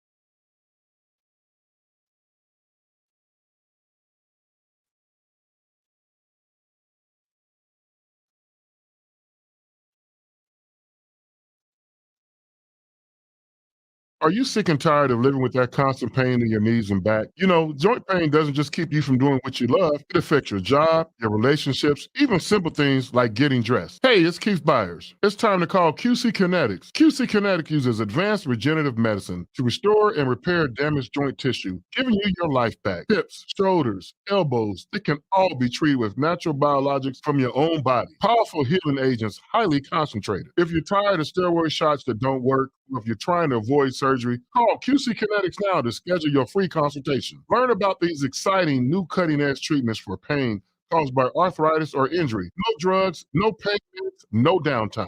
This is an all-natural treatment that can get you lasting relief. People here are raving about the results. Call now. Appointments are available for the coming week. QC Kinetics. Call 937-936-0325. That's 937-936-0325. You need employees. Tell me about it. Actually, tell us about it. Why? Because when you tell us about your job openings, we can tell over 300,000 other people. You can? Yeah, whether you're looking for a job or a better job, Alpha Media Recruitment can help fill any position of qualified job seekers with a custom plan that combines our broadcast and digital platforms. You can do that? It's what we do. Alpha Media Dayton, on air, on site, on demand. Call 937-519-0111. That's 937-519-0111. Or email DaytonJobs@alphamediausa.com. That's DaytonJobs@alphamediausa.com. Save big money during the last 11% off in 2022. Take advantage and save on Mastercraft doors. Mastercraft has the best in-stock selection of doors, including interior and exterior doors. Design your own with our door designer, in-store or online. Plus, get free shipping to the store in approximately 7 days. All Mastercraft interior and exterior doors are 11% off. Good through November 23rd. Savings are mail-in rebate. Some exclusions apply. See store for details. Save big money at Menards. If you turn 65 this year, you are eligible for Medicare. To help you understand your choices and possibility of financial assistance, the Ohio Department of Insurance is holding Welcome to Medicare events across the state. So join us at a free event near you. Make sure your plan suits your budget and your needs. For more information, contact the Ohio Department of Insurance at 1-800-686-1578 or go online at insurance.ohio.gov. Listen to this station anytime, anywhere on Odyssey. Odyssey is your new audio home for all the music, news, sports, and podcasts that matter to you. Odyssey. That's AUDACY. Dayton Flyers basketball fans, don't miss Talking Out Loud, presented by Timothy's Bar and Grill, every Wednesday night at 6 p.m. with Sully. The #1 Dayton Flyers basketball podcast is now on Dayton's ESPN radio station, 1410 Wing AM. Game reactions and previews, interviews with UD Media, former players, and more can be heard every Wednesday night at 6 p.m. It's the Talking Out Loud Hour with Sully, presented by Timothy's Bar and Grill on 1410 ESPN radio, Wednesday nights at 6. Wear red, be loud, go Flyers. Have you heard? $5,000 sign-on bonus. That's right. My friends at Cordell Transportation are now hiring Class A CDL drivers for home daily dedicated lanes, no-touch freight with brand new equipment, and offering a $5,000 sign-on bonus paid over 18 months, paid orientation, company 401k. Plus, they're now hiring recent truck driving school graduates. Apply today. Online at CordellTransportation.com. Driven to succeed. Everyone can help keep our roads safe. When you need to merge in front of a truck, please leave plenty of space. Let's all plan to share the road safely. Visit www.sharetheroadsafely.gov. Paid for by FMCSA. The Justin Kinner Show with Kev Nash. Presented by Brad Mays with Home Experts Realty. Weekdays at 3 p.m. on 1410 ESPN Radio. College football playoffs, Browns, Bengals, Buckeyes, and more. Catch the Keith Byers Show Mondays at noon on 1410 ESPN Radio.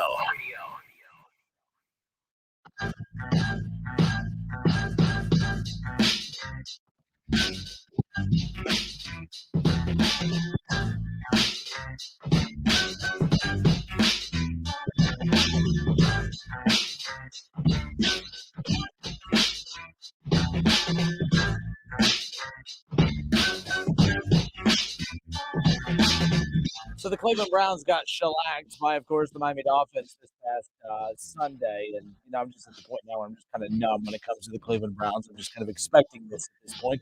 Deshaun Watson, first full day of practice with the Browns since preseason, of course.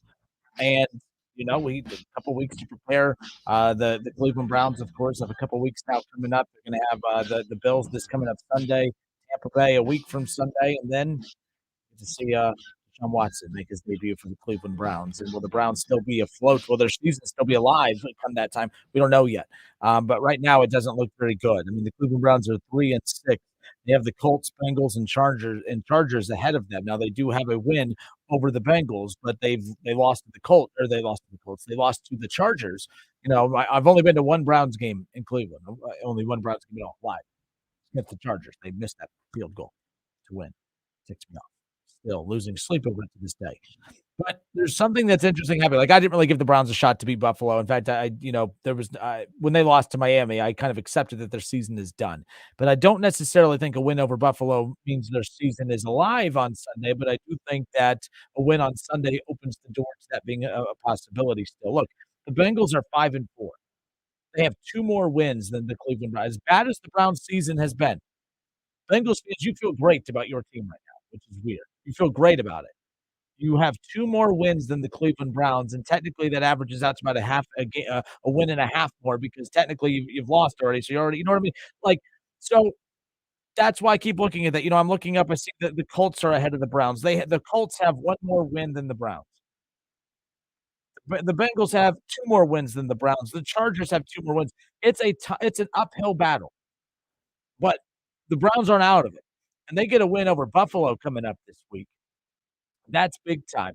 Now, you're probably saying there's no way, and I would have told you, yes, there's no way a week ago.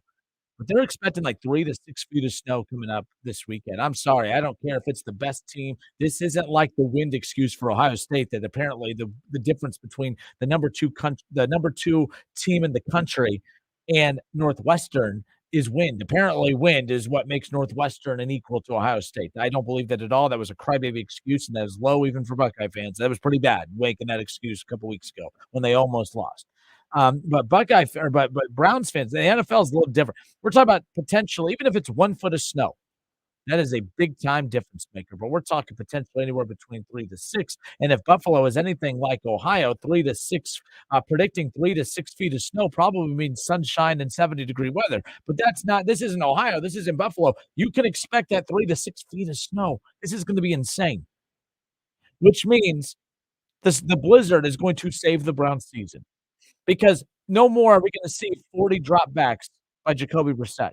It is literally going to come down to the run game for the Cleveland Browns and the Buffalo Bills. The Buffalo Bills defense is beat up. I like the Browns' chances on Sunday now. I think they're going to run the living snot out of that football.